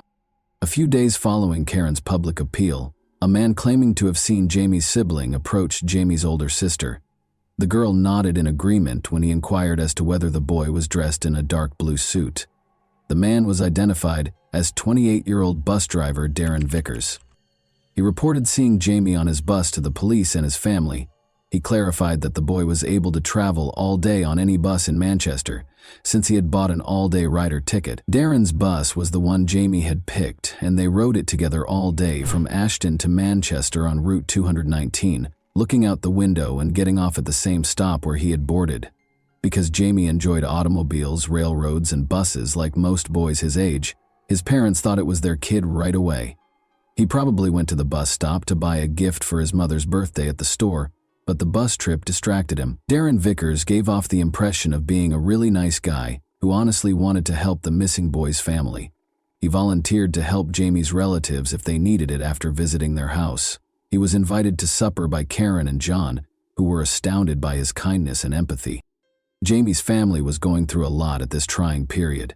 To assist in caring for her brother and sister, their 15-year-old daughter Nicola even dropped out of school. Darren sympathized with their predicament and offered assistance. By serving as their spokesperson, he attempted to lessen the load that had been placed on them. Speaking on the family's behalf, he encouraged anyone who may have seen the boy to call the police. He appeared to be a gift from God, and John and Karen had complete faith in him. On the other hand, the police did not fully believe that Darren Vickers was as amiable as he seemed. His story contained contradictions that made the investigators suspicious right away. First off, it was illegal to sell tickets to minors, so the boy could not have had the one that Darren claimed he had, allowing him to go all day on any bus in Manchester. Why then would the driver let Jaime accompany him for 6 hours? Out of compassion for a youngster who is enthralled with transportation, or for a worse motive? Other travelers on Route 219 also started calling the police. They claimed that Darren had misled them regarding Jaime's actions that day. Instead of spending the entire day sitting by the window, the child transformed the bus into his playground. Because Jaime was permitted to sit close to the driver, play with the controls, hand out tickets to passengers, and even use the gear lever, witnesses deduced that he must have been the driver's son or younger sibling. The detectives were certain that Darren had done something to win the child's trust. They discovered that Vickers had been lying to them from the start after watching the security camera tape. The camera at the bus stop captured Darren getting off the bus and going up to the boy. Before they boarded the bus, Darren even brushed the child's hair during their brief talk. In the evening, Jaime and Darren did not show up at the same bus stop. Prior to the youngster going missing, Darren had only been a bus driver for 2 weeks, the police found out. Darren had submitted bogus references on all of his prior employment applications, with the exception of one that belonged to a convicted felon with a history of targeting minors, according to more research into his background. The investigators invited Darren Vickers, who was a very nice person, to the station to be questioned when he unexpectedly became the main suspect. Unexpectedly, Jaime's family was incensed by this. They thought the cops were desperate, so they concentrated all of their attention on their new acquaintance, since they had no other suspicions. They waited for him outside during his time at the station, supporting him in the same way that he had always supported them. The detectives had to free Darren because they had no concrete evidence against him, and their investigation of his house turned up nothing. Jaime's family organized a party for him right away. Not only that, but Darren also moved in with them, taking up residence in Karen and John's bedroom while the parents, unable to find any rest, slept on the living room sofa. This was shocking and unbelievable to the police and many residents of the community who suspected that Darren was not who he claimed to be. The more he spoke to the media on behalf of the family, the less people thought he was innocent and sincere. Darren specifically gave himself away during interviews by repeatedly shaking his head and shrugging his shoulders when addressing reporters, according to body language and gesture expert Cliff Lansley. Because people make these tiny head motions without realizing it, and because they obviously contradict the statement they are conveying, they were a gift for a gesture master. In an attempt to restore control, Darren called a radio station and begged everyone to stop holding him responsible for the kidnapping of the boy. He said that because he lived close by, he offered Jaime a ride home in his own car after the boy had spent the entire day on his bus. This claim exposed more contradictions in his account. After all, he first stated that he had driven him to his grandmother's house after dropping him off at the same bus stop where he had picked him up. Darren seemed to have taken the child home now. The man's feigned affection and his desire to bring their kid home alive blinded the Lewis family, despite the fact that everyone could see through his falsehoods. He stayed with them all the time, going to locations where they might have seen the youngster and occasionally even taking the lead in the hunt. One of the cops even claimed that the family trusted him more than the police because of his peculiar behavior, which made their job much more difficult. Given that the police have a duty to tell the victim's family during the inquiry, Darren likely believed it was shrewd of him to try to persuade them to back him. However, it was not a good idea to be as open with the family as he wanted to seem when the police knew that the enemy was inside the family. They had to be separated by the investigators. Luckily, the police used Darren's traffic infractions as justification to put him in jail for 10 weeks in September. The investigators searched for any evidence against him during this period. They determined on October 14 that they had sufficient circumstantial evidence to accuse Darren of kidnapping the child. Even though they were certain that Jaime was dead, they were still unable to charge him with murder. Luckily, Darren's frequent TV appearances worked against him. 2 adolescents came to the police and told them a terrifying story about how a man who looked like Darren had attempted to kidnap them one night. After luring the kids to a quiet area of the neighborhood park, he showed them a picture of Jaime and yelled, "There he is! He was there, you see!" and tried to guide them deeper into the park. The children, however, were alarmed by the man's peculiar actions and were able to flee. The detectives shared their findings with Jaime's family. When Jaime's brother John told them a similar story, they were even more shocked. John held himself responsible for his younger brother's disappearance during this period. Darren became aware of this and began to show John more love by buying him gifts and supporting him all the time. But Darren took John to the park a few days after he moved in with the family, handed him a smoke, and said that his younger brother was there. However, John would wind up there himself if he spoke to anyone, and neither he nor Jaime would ever be seen again. John was frightened and startled by this confession, so he honored his oath and vowed to remain silent. It's interesting to note that the boy's older sister acknowledged that she was first uneasy about Darren's treatment of John. He obviously became attached to him, purchasing him a variety of things, such as a bicycle and pricey shoes, while utterly disregarding the older girls. Like the rest of the family, though, she soon came to feel that the man had been sent to support them at their darkest moments. The police and forensic specialists started searching the location that the teenagers had told them was where Darren had tried to lure them. Police found a jacket that matched Jaime's outfit and children's sports pants during the search. They discovered a piece of a jawbone when they took the garments to the lab for analysis and spread them out on the table to dry. According to experts who examined the bone, it was a human bone and belonged to a child between the ages of 7 and 9. The jawbone was identified as belonging to Jaime Lewis by subsequent DNA testing. Jamie's torso was eventually found in a secluded area of the park close to Stockport by the Reddish Vale Golf Course. A sizable percentage of the remains, nevertheless, were never located. The investigators came to the conclusion that Jamie was still alive when the murderer carried him to the spot, which was hard to get to. When Vickers gave his cellmate a different account, he was charged and in prison awaiting trial. He said Jamie was fatally struck after he fell and struck his head on a handrail in the bus. The bus driver threw him in the trunk and hurried him into the woods in a frenzy. The prosecutor, however, was certain that this account did not accurately reflect the events that took place. Even though it was challenging to pinpoint the exact cause of death due to the body's decomposition, Jamie's family's suffering persisted as the trial got underway. They were the targets of the murderer's horrible charges, in addition to being made to listen to what he had done to their son. Darren claimed to have a close relationship with Karen and that she was expecting his child. He also claimed that his father John killed Jamie. Even pictures of Darren and Karen touching hands were used as evidence by the defense lawyer.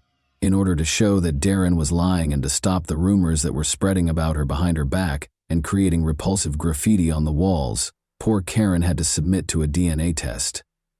Darren Vickers was convicted guilty of kidnapping and murder by the jury following 7 weeks of trial proceedings. He was given a life sentence in jail with the chance of release after 25 years in April 1999. He unexpectedly asked to speak with the case's main investigator a day after the guilty verdict was handed down, and he admitted to killing, raping, abducting, and dismembering Jamie. According to the murderer's detailed account of the incident, Jamie called for his mother, but that didn't stop him from strangling him. He then made several trips back to the crime scene, most likely to dispose of the body pieces one at a time.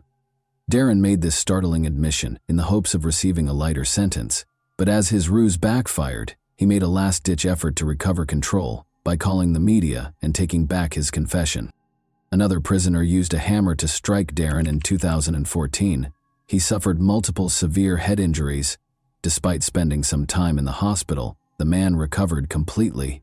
In 2024, 3 years later, he is requesting a parole hearing. The police in the case pledged to do everything in their power to keep him from being released if the parole board determines that it is feasible. And that wraps up today's chilling story. If you enjoyed this video, don't forget to like and subscribe so you never miss a new upload. Also, let me know in the comments, what part of this story shocked you the most? Thank you for watching, and I'll see you in the next video.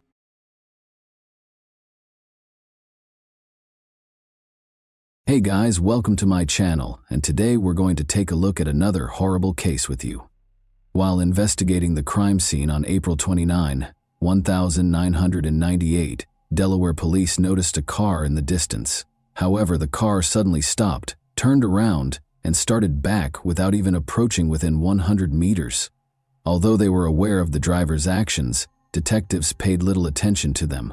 Why would they do so, after all? They had no idea, though, that this story might have turned out very differently if they had followed the enigmatic driver. When Debbie was 21 and Nino Pittz was 24, they first met. At a party, Nino asked their mutual friend Bill Sharp if he knew of any attractive girls he could introduce to his mother. This led to their introduction. Debbie was introduced to Nino by Bill, who said she was a wonderful girl. After dating for a while, Debbie and Nino were married in 1973. For 25 years, their lives were just like those of millions of other couples in the modern world. Both of their twins, Michael and Melissa, had grown up and were enrolled in college. The couple was getting ready to celebrate their 25th wedding anniversary in a low-key way when all of a sudden, things changed. On a lovely sunny day in Delaware on April 29, 1998, Debbie made the decision to plant rose bushes in front of their home. She had never been a gardener, so Nino was shocked to see her doing this when he got home, but he was happy to see that she was obviously enjoying it. Debbie was expecting a call from work, so she asked him to give her a call at about 4 p.m. With a nod, Nino entered. When Debbie had a gut feeling that it had been over 4 hours, she kept caring for the flowers. She assumed Nino had just forgotten her request, so she didn't give it much thought. The woman rose and entered the house, but she was struck in the head and fell to the ground before she could reach the kitchen. Debbie was in shock and couldn't comprehend what was going on. She could hardly see because her glasses had fallen, but she could make out a stranger's silhouette standing over her. "Where did you keep your money?" he demanded. Debbie became aware that the house had been broken into. As the man searched through her possessions, she lay on the ground. She still felt that Nino ought to have saved her already, but she was worried that he might suffer harm if he did. In the meantime, the intruder threw her face down on the concrete floor, tied her wrists and ankles, and dragged her downstairs to the basement. She was violated by the man. Debbie was shocked by what was happening and writhed in agony. She had been caring for her roses in her cherished garden only 20 minutes prior, and now she was facing this humiliation on her own house's floor. The attacker pulled up his sweatpants and walked away when it was all over. The brute reappeared and pulled Debbie back up the stairs, this time from the basement, just when Debbie thought the horror was over. He kept a knife to her throat, covered her with a blanket, and carried her to a car parked near the front door, placing her in the trunk. Debbie didn't even realize she had just been abducted because she was in such a state of shock. However, the man started the car, so she didn't have time for that. Debbie was trying to break free already. She wanted to break the bonds so she could begin kicking, biting, screaming, or doing anything else to get away or draw attention when the criminal opened the trunk again. But when he opened the trunk, her plan fell through. Debbie was horrified to see that no one was willing to assist her and that she was already in the garage. She was brought back inside the house by the kidnapper. It took him only one look to realize that Debbie had attempted to loosen the ropes after she was flung onto the room's bed. Furious, he violated her once more and punished her harshly. She sobbed and pleaded for forgiveness, but the more she pleaded, the more vicious he became. He chuckled and obviously enjoyed her suffering. Debbie saw that he probably had some illegal substances in his system. He bound her hands and feet to satiate his desire, then tied the ropes around her ankles and wrists to render her immobile. The attacker left her, closing her eyes and mouth. She thought she was saved when she heard 2 loud shots shortly after, assuming it was the police rescuing her. Debbie's absence was immediately noticed at work. As a hospice nurse, her dependability and timeliness were always undeniable. Therefore, a co-worker went to her home at 6:30 p.m. when she was unreachable. When Debbie's co-worker noticed the Pittz family's neighbor, she introduced herself and inquired as to whether he had seen her. "She had been planting roses in the garden," he retorted, adding that the house's side door was always open if she wasn't answering. The woman came inside. There was silence. She summoned Debbie. Her glasses were on the floor, and her possessions, including her wedding ring, were on the kitchen table. The woman kept phoning Nino and Debbie. She discovered Nino in the bedroom, but Debbie was nowhere to be seen.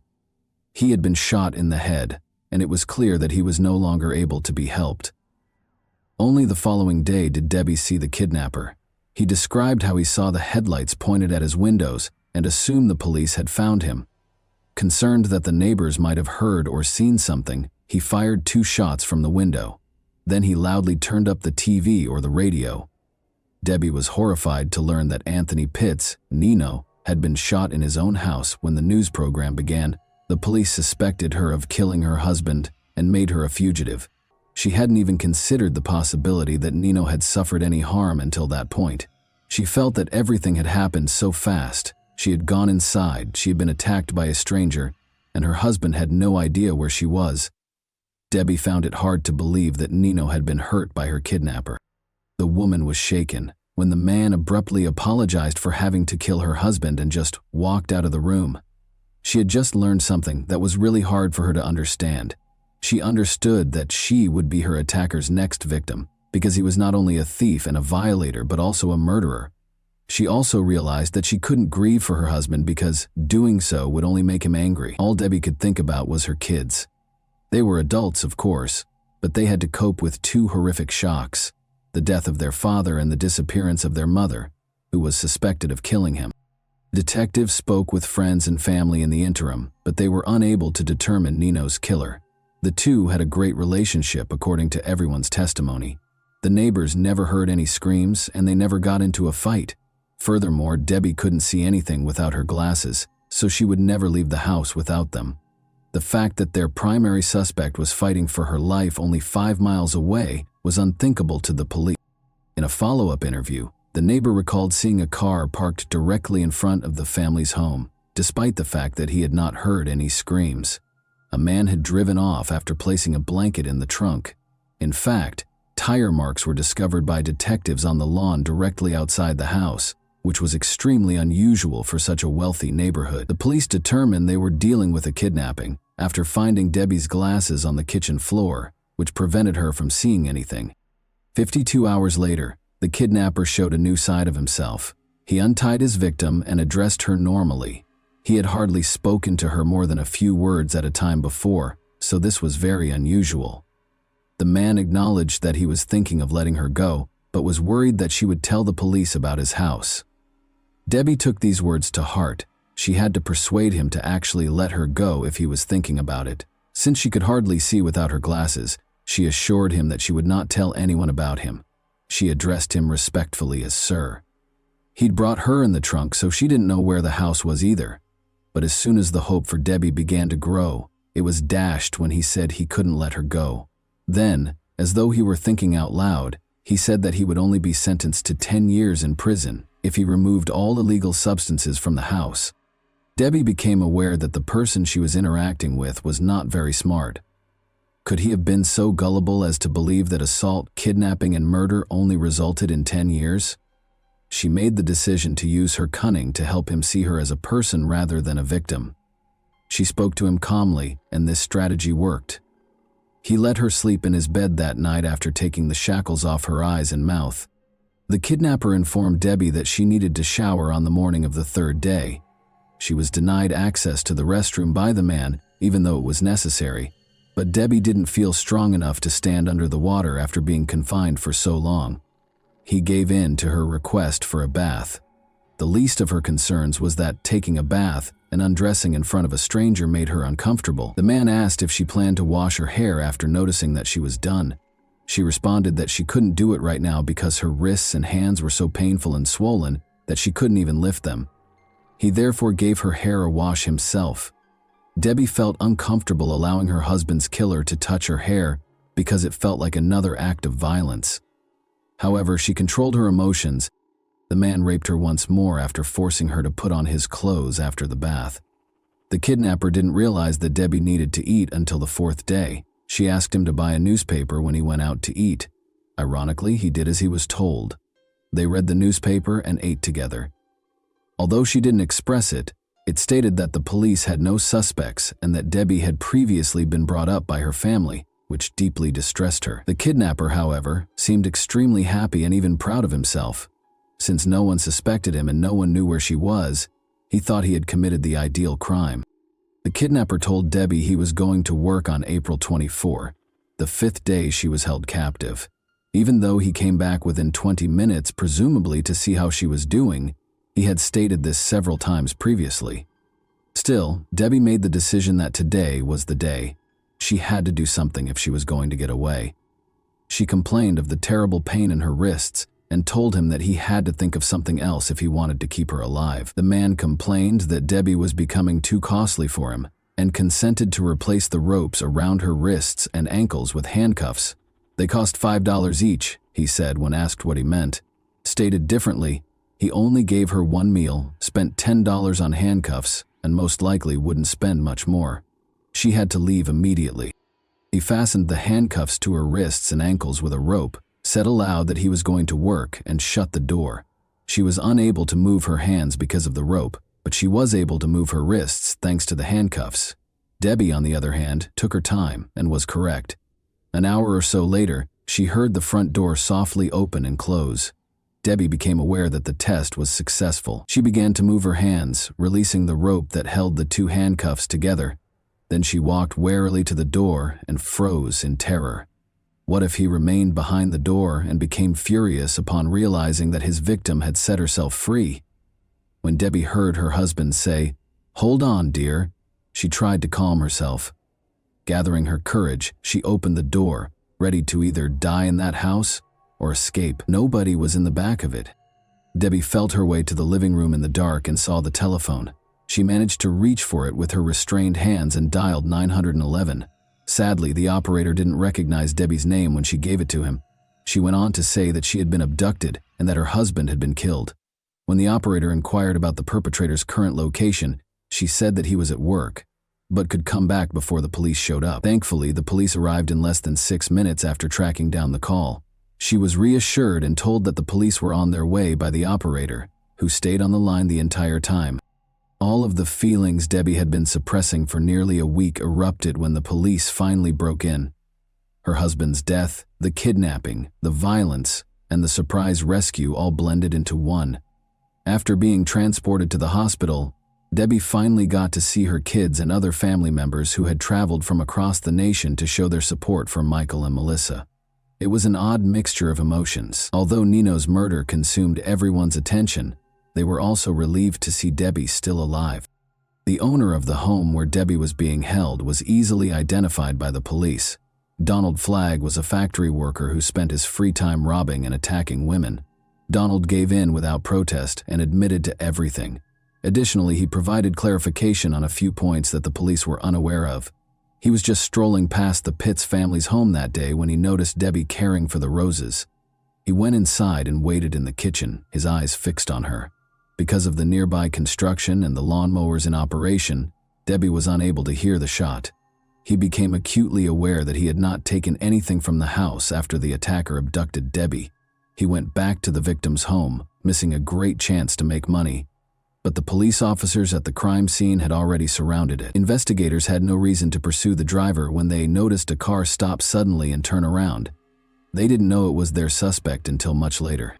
The man's attorney persuaded him to enter an insanity plea in spite of his confession. Debbie was forced to testify in court as a result. Luckily, she was well prepared by her psychologist. In order to get used to the attacker's face and avoid displaying too many emotions, he asked Debbie to call him by name and look at his picture more frequently.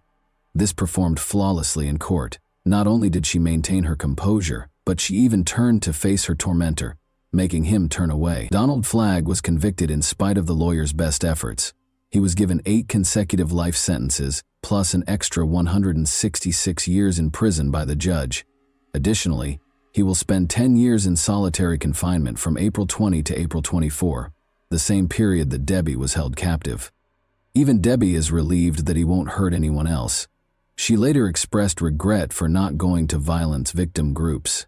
She had to speak up, but her family didn't want to talk to her about what had happened because they found it too painful. Helping other assault victims helped Debbie find healing. She gave lectures, wrote a book about her experience that was required reading at some American universities, and even assisted the Delaware Rescue Service in changing its operations to find the caller much more quickly. Debbie even mustered the courage to confront Donald in prison and ask him the question that had been bothering her for so long. Was he going to murder her? Yes, he replied. He didn't intend to let her die. Bill Sharp, the same Bill who had first introduced her to Nino, got in touch with her after learning of Debbie's fate. During Debbie's challenging trial process, they had a face-to-face meeting and spoke. More specifically, Bill listened to Debbie and let her speak.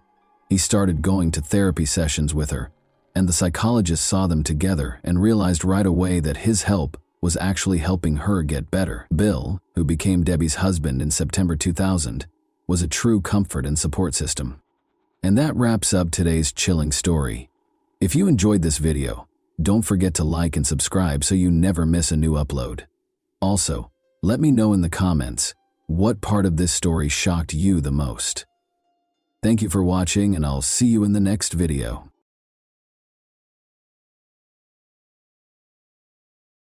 Hey guys, welcome to my channel, and today we're going to take a look at another horrible case with you. Carrie Swenson never would have thought that biathlon would become her life's work, but she most likely learned to ski before she could walk. This sport just didn't exist before for women.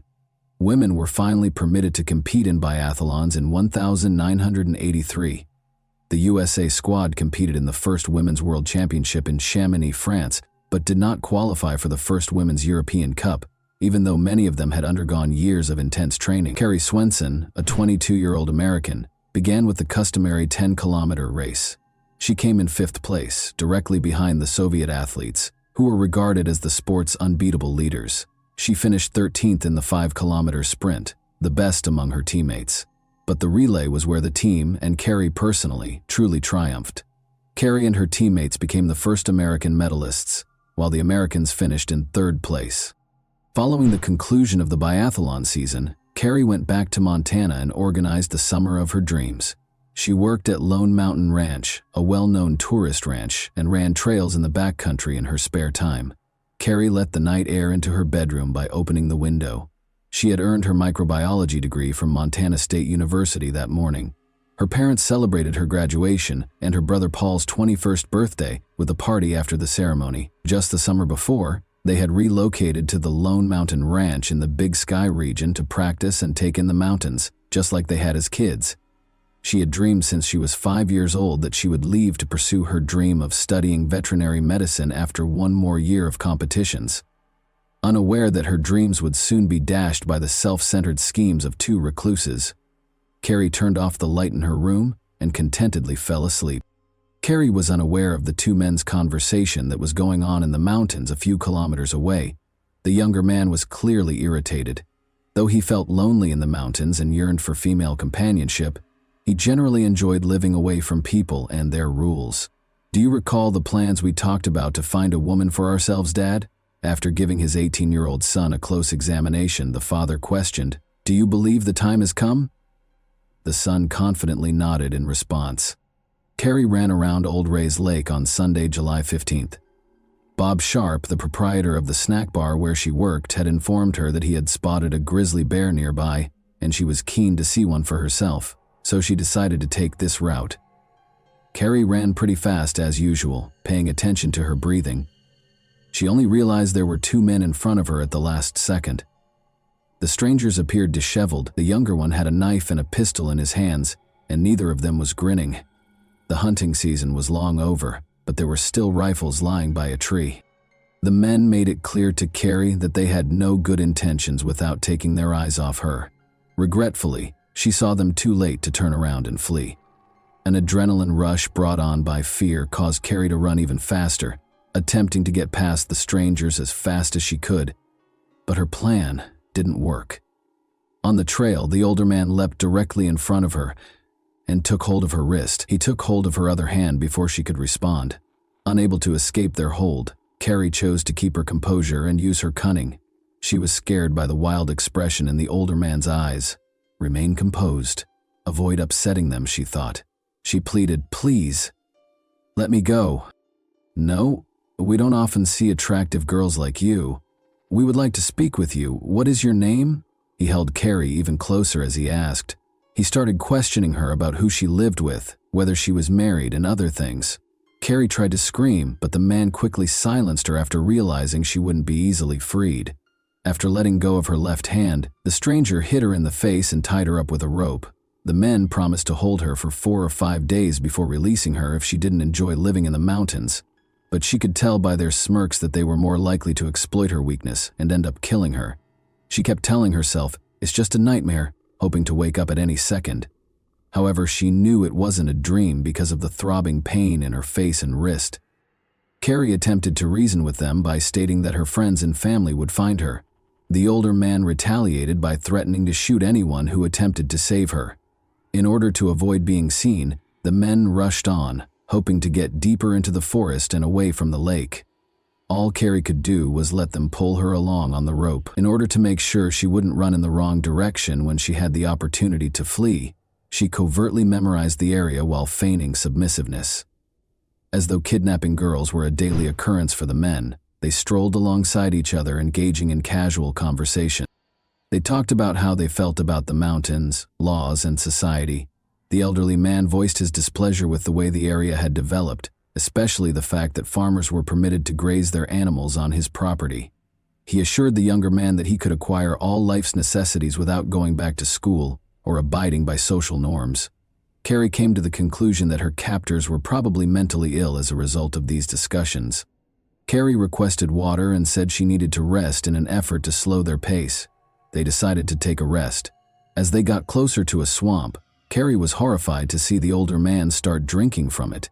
She attempted to alert him to the harmful bacteria found in the swamp, but he dismissed her worries, claiming to have never heard of it before. She also took a few sips, reluctantly. She observed that when she pretended not to be afraid of the kidnappers, they acted less violently. Carefully, Carrie began asking them how long they had been residing there without being aware of the risks associated with drinking water from the nearby swamp. They responded that although they had lived in the mountains for 12 years, they were still relatively new to the area. Carrie felt even more uneasy when the younger man smirked and added that they were in dire need of female companionship. Then they went on their journey.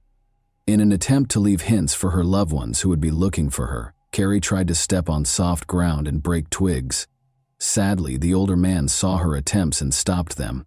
Carrie, however, obstinately continued to make marks, and the older man continued to erase them because she had nothing to lose. They went on in this manner, and Carrie noticed that no one had yet begun searching for her when she looked at her watch. Only 4 o'clock in the afternoon had arrived. Alan Goldstein, Carrie's friend and co-worker who instructed visitors in shooting at the ranch, started to question why her run was taking so long. He was worried that she might not have been able to return home by herself because she might have run into a bear or twisted her ankle. Carrie was being led farther and farther from the ranch by the strangers in the meantime. They asked her whether she could walk 60 kilometers in a day. After talking about how far they needed to go, she declined to respond. It was impossible for her to tell her captors that she could run 50 kilometers in hilly terrain while training. They might go more slowly if they believed she was weaker than she actually was. Now she was certain they would not allow her to survive. Not today. Not in 4 or 5 days. They wouldn't give up their valuable independence for her. Carrie kept studying the men quietly. They were remarkably similar to one another in addition to having a similar philosophy. Her suspicion that they were father and son grew. Carrie was aware that people would soon begin searching for her, but nothing had scared her more than the idea of her parents or friends becoming the victims of her captors. Making an escape was one way to avoid this. She changed her strategy after pleading fail. "Change your tactics when you're losing," her tennis coach would often say. "When you have the chance to alter your approach, why keep playing a losing game?" Before deciding to take a night's rest at around 5 o'clock, the men chained her to a tree, drastically reducing her chances of escaping. Carrie was the centerpiece of the feast that the black flies and mosquitoes were enjoying. She was tired, thirsty, hungry, and afraid for her life. Now chained close to the tree, she saw a number of rocks, one of which might be used to break a chain link. It was time to try the new tactic. At night, Carrie made the decision to become intolerable. "Hey, standing by the tree is getting old to me," she insisted. "Leave the chain loose so I can sit down." Despite their confused expressions, the men let her sit. She tried to reach for the rock in private, her eyes closed as though she were sleeping. Sadly, the younger man saw her attempt and took away every rock within her reach. She kept acting rude and demanding feminine products at around 8 p.m. because she was freezing and the mosquitoes were driving her crazy. The older man began discussing how they had many of his ex-wife's belongings in the underground cave where they lived after the younger man, whom the older one called Dan, gave her a shirt and socks. He continued by saying that those caves were very comfortable and that they would never be discovered there. In the distance, Carrie heard a voice. Regretfully, her captors also heard it. A plane appeared in the sky at the same time. Carrie was unaware that the plane was looking for her, but the men were startled and put out the campfire right away. It is obvious that they were surprised that someone would look for the hostage so quickly. The plane circled the forest for about an hour before taking off. Carrie waited anxiously for the night to come and to see what they would do to her. But as they sat quietly by the smoldering fire, they left her alone. When night fell, they lay in one sleeping bag and gave her the other. Carrie's coworkers became increasingly concerned as the sun started to set. They began looking for her 2 hours after she was expected to arrive at work. Carrie's friends and family split up into 4 groups and were each given a specific area to search. In order to get assistance flying over the forest, Carrie's father, Rob Swenson, contacted a friend who was a pilot. He was filled with fear when Bob Sharp told him that Carrie might run into a grizzly bear on that trail. For several hours, the teams combed the areas where Carrie was likely to run while calling her name. However, they had to halt the search as night fell. When their father got back from the airstrip, Carrie's brother Paul discovered him at the ranch. His father appeared pale and anxiously restless.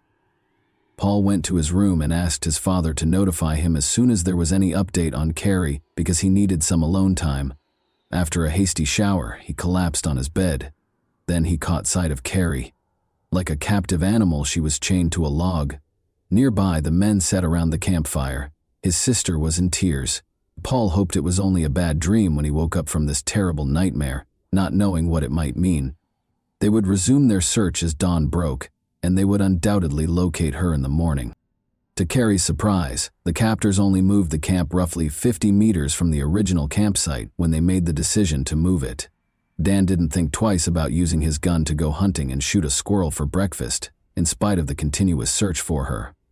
The older man insisted that Carrie turn over her shorts while Dan was making breakfast, claiming that their vivid red hue drew too much attention. After taking them, he returned to the former campsite. This gave Carrie a chance to speak with Dan alone. By claiming that he was too young for such crimes, she attempted to convince him to allow her to return to her family. Dan said, "No, you're cute, and you'll stay with me," after giving her a close look without showing any signs of regret, worry, or a smile. Carrie received her shorts, which were smeared with soot from the earlier campfire, from the second kidnapper when he returned. Carrie began putting on the shorts in her sleeping bag while fighting back tears. She was nearly finished when she noticed someone flat on the ground and heard rustling in the bushes to her right. Dan sprang to his feet and pulled his gun from its holster. Carrie yelled, "Remain back! Keep your distance! They will shoot because they are armed!" "Stop talking!" The older man grabbed his rifle and gave an order. "Get out! They will murder you!" Carrie yelled once more. Abruptly, a loud noise reverberated and she was flung back. She smelled the gunpowder and felt the searing pain pierce her chest. "I didn't mean to shoot her," Dan said again, startled. "I didn't mean to." Amazingly, Carrie believed she had been shot right before rescue arrived. No attempt was made by the kidnappers to assist her, but someone else appeared from the bushes to the left. It was Jim Schwalbe, another ranch worker. Evidently, he was unaware that the kidnappers were criminals and thought they were a rescue team attempting to assist Carrie, possibly hitting her by accident while frightening off a bear. Jim dropped his backpack on the floor and hurried over to Carrie.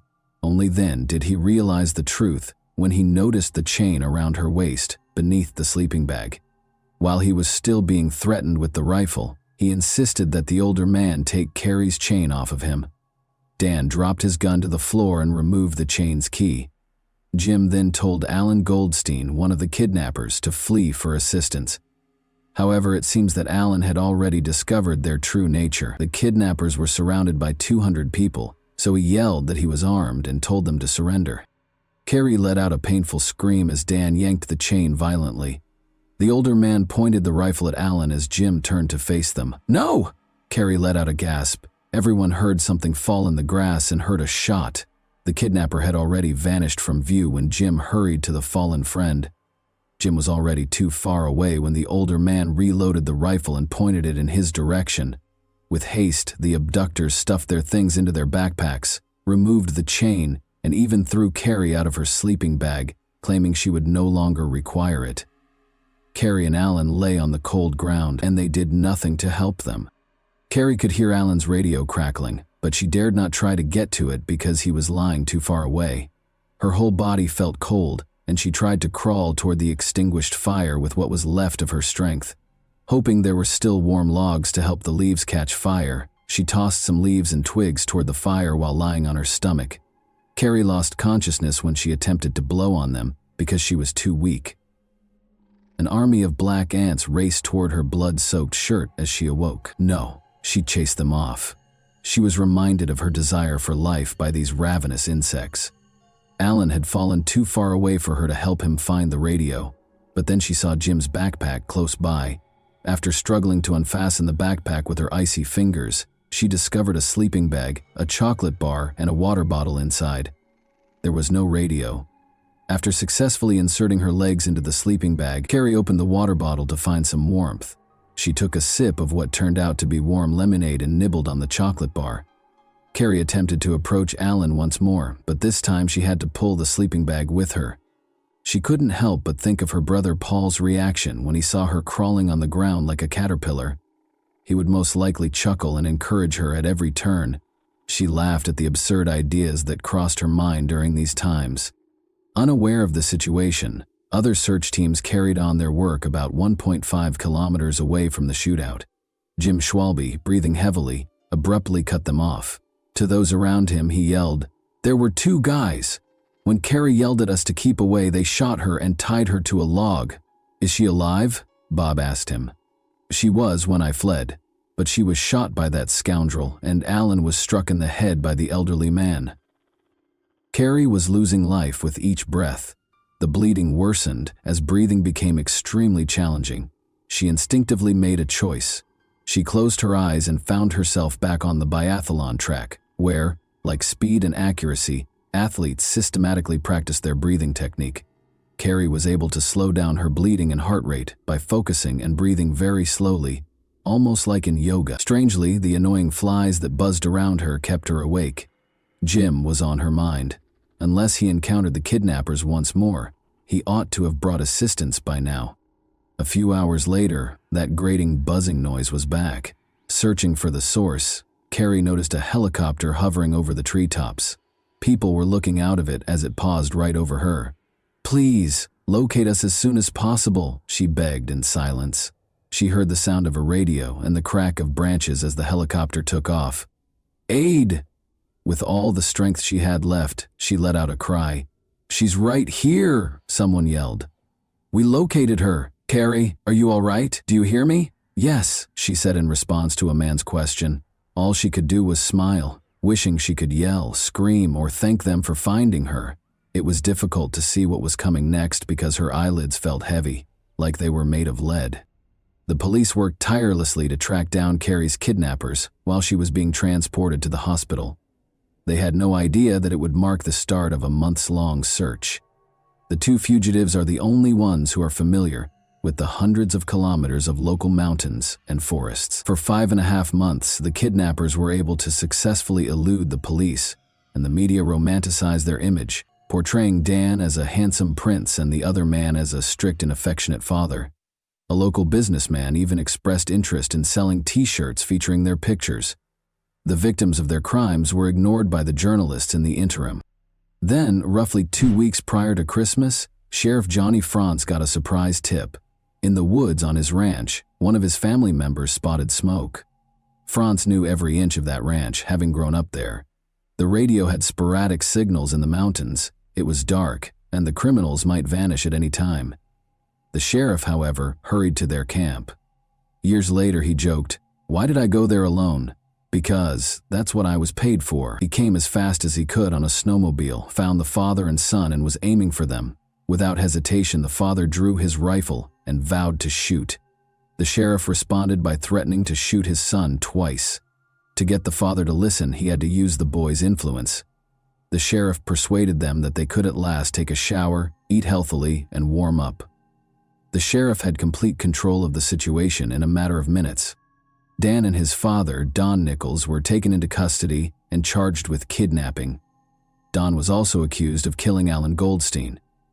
It was disclosed during the trial that the men had plotted the abduction for a number of years. About 5 or 6 years ago, Don Nichols bought a chain for his future bride because Dan wouldn't live in the mountains without a woman, and not all girls would accept their lifestyle. Carrie was meant to be the mother of his son's future children, and he had aspirations of starting his own clan and living apart from society. Don was released in 2017 after receiving an 85-year prison sentence. Dan only spent 6 of the 20 years he was sentenced to in prison. With his marriage, education, and decision to assist those with disabilities, it appeared that the young man had changed his life. He was, however, arrested once more in 2012 in relation to illicit substances. After spending 8 days in the hospital, Carrie started pushing the limits of her physical capabilities and conquering pain to hasten her recuperation as soon as she was released. Carrie recovered sufficiently by 1,986 to compete in triathlons in Oslo, Norway. Despite her 4th-place finish, the 3rd-place finisher acknowledged her abilities by inviting her to join her on the podium. Although it might have appeared to others that she was completely recovered, Carrie was aware that the injury and kidnapping had left a permanent mark that would never go away. During intense physical exertion, she still felt pain from scar tissue and the bullet shrapnel that was still embedded in her body, affecting nearby nerves. She therefore made the decision to give up competitive sports and concentrate on becoming a veterinarian, moving to Colorado to pursue her studies. Carrie Swenson, who has loved the outdoors since she was a young child, is a veterinarian in Bozeman, Montana, and still enjoys it today. She has turned into a harsh critic of the media's coverage of the kidnapping and hardly ever discusses what happened. She felt that the romanticization of the murderers and kidnappers as rugged mountain men skilled in wilderness survival was particularly inappropriate. Additionally, she thought that the media greatly minimized the emotional trauma of the kidnapping by making it seem more romantic than it actually was in the hands of the mountain people. The Nicholses may have lived in the mountains at times, but they couldn't survive there. At least, not without theft and robbery.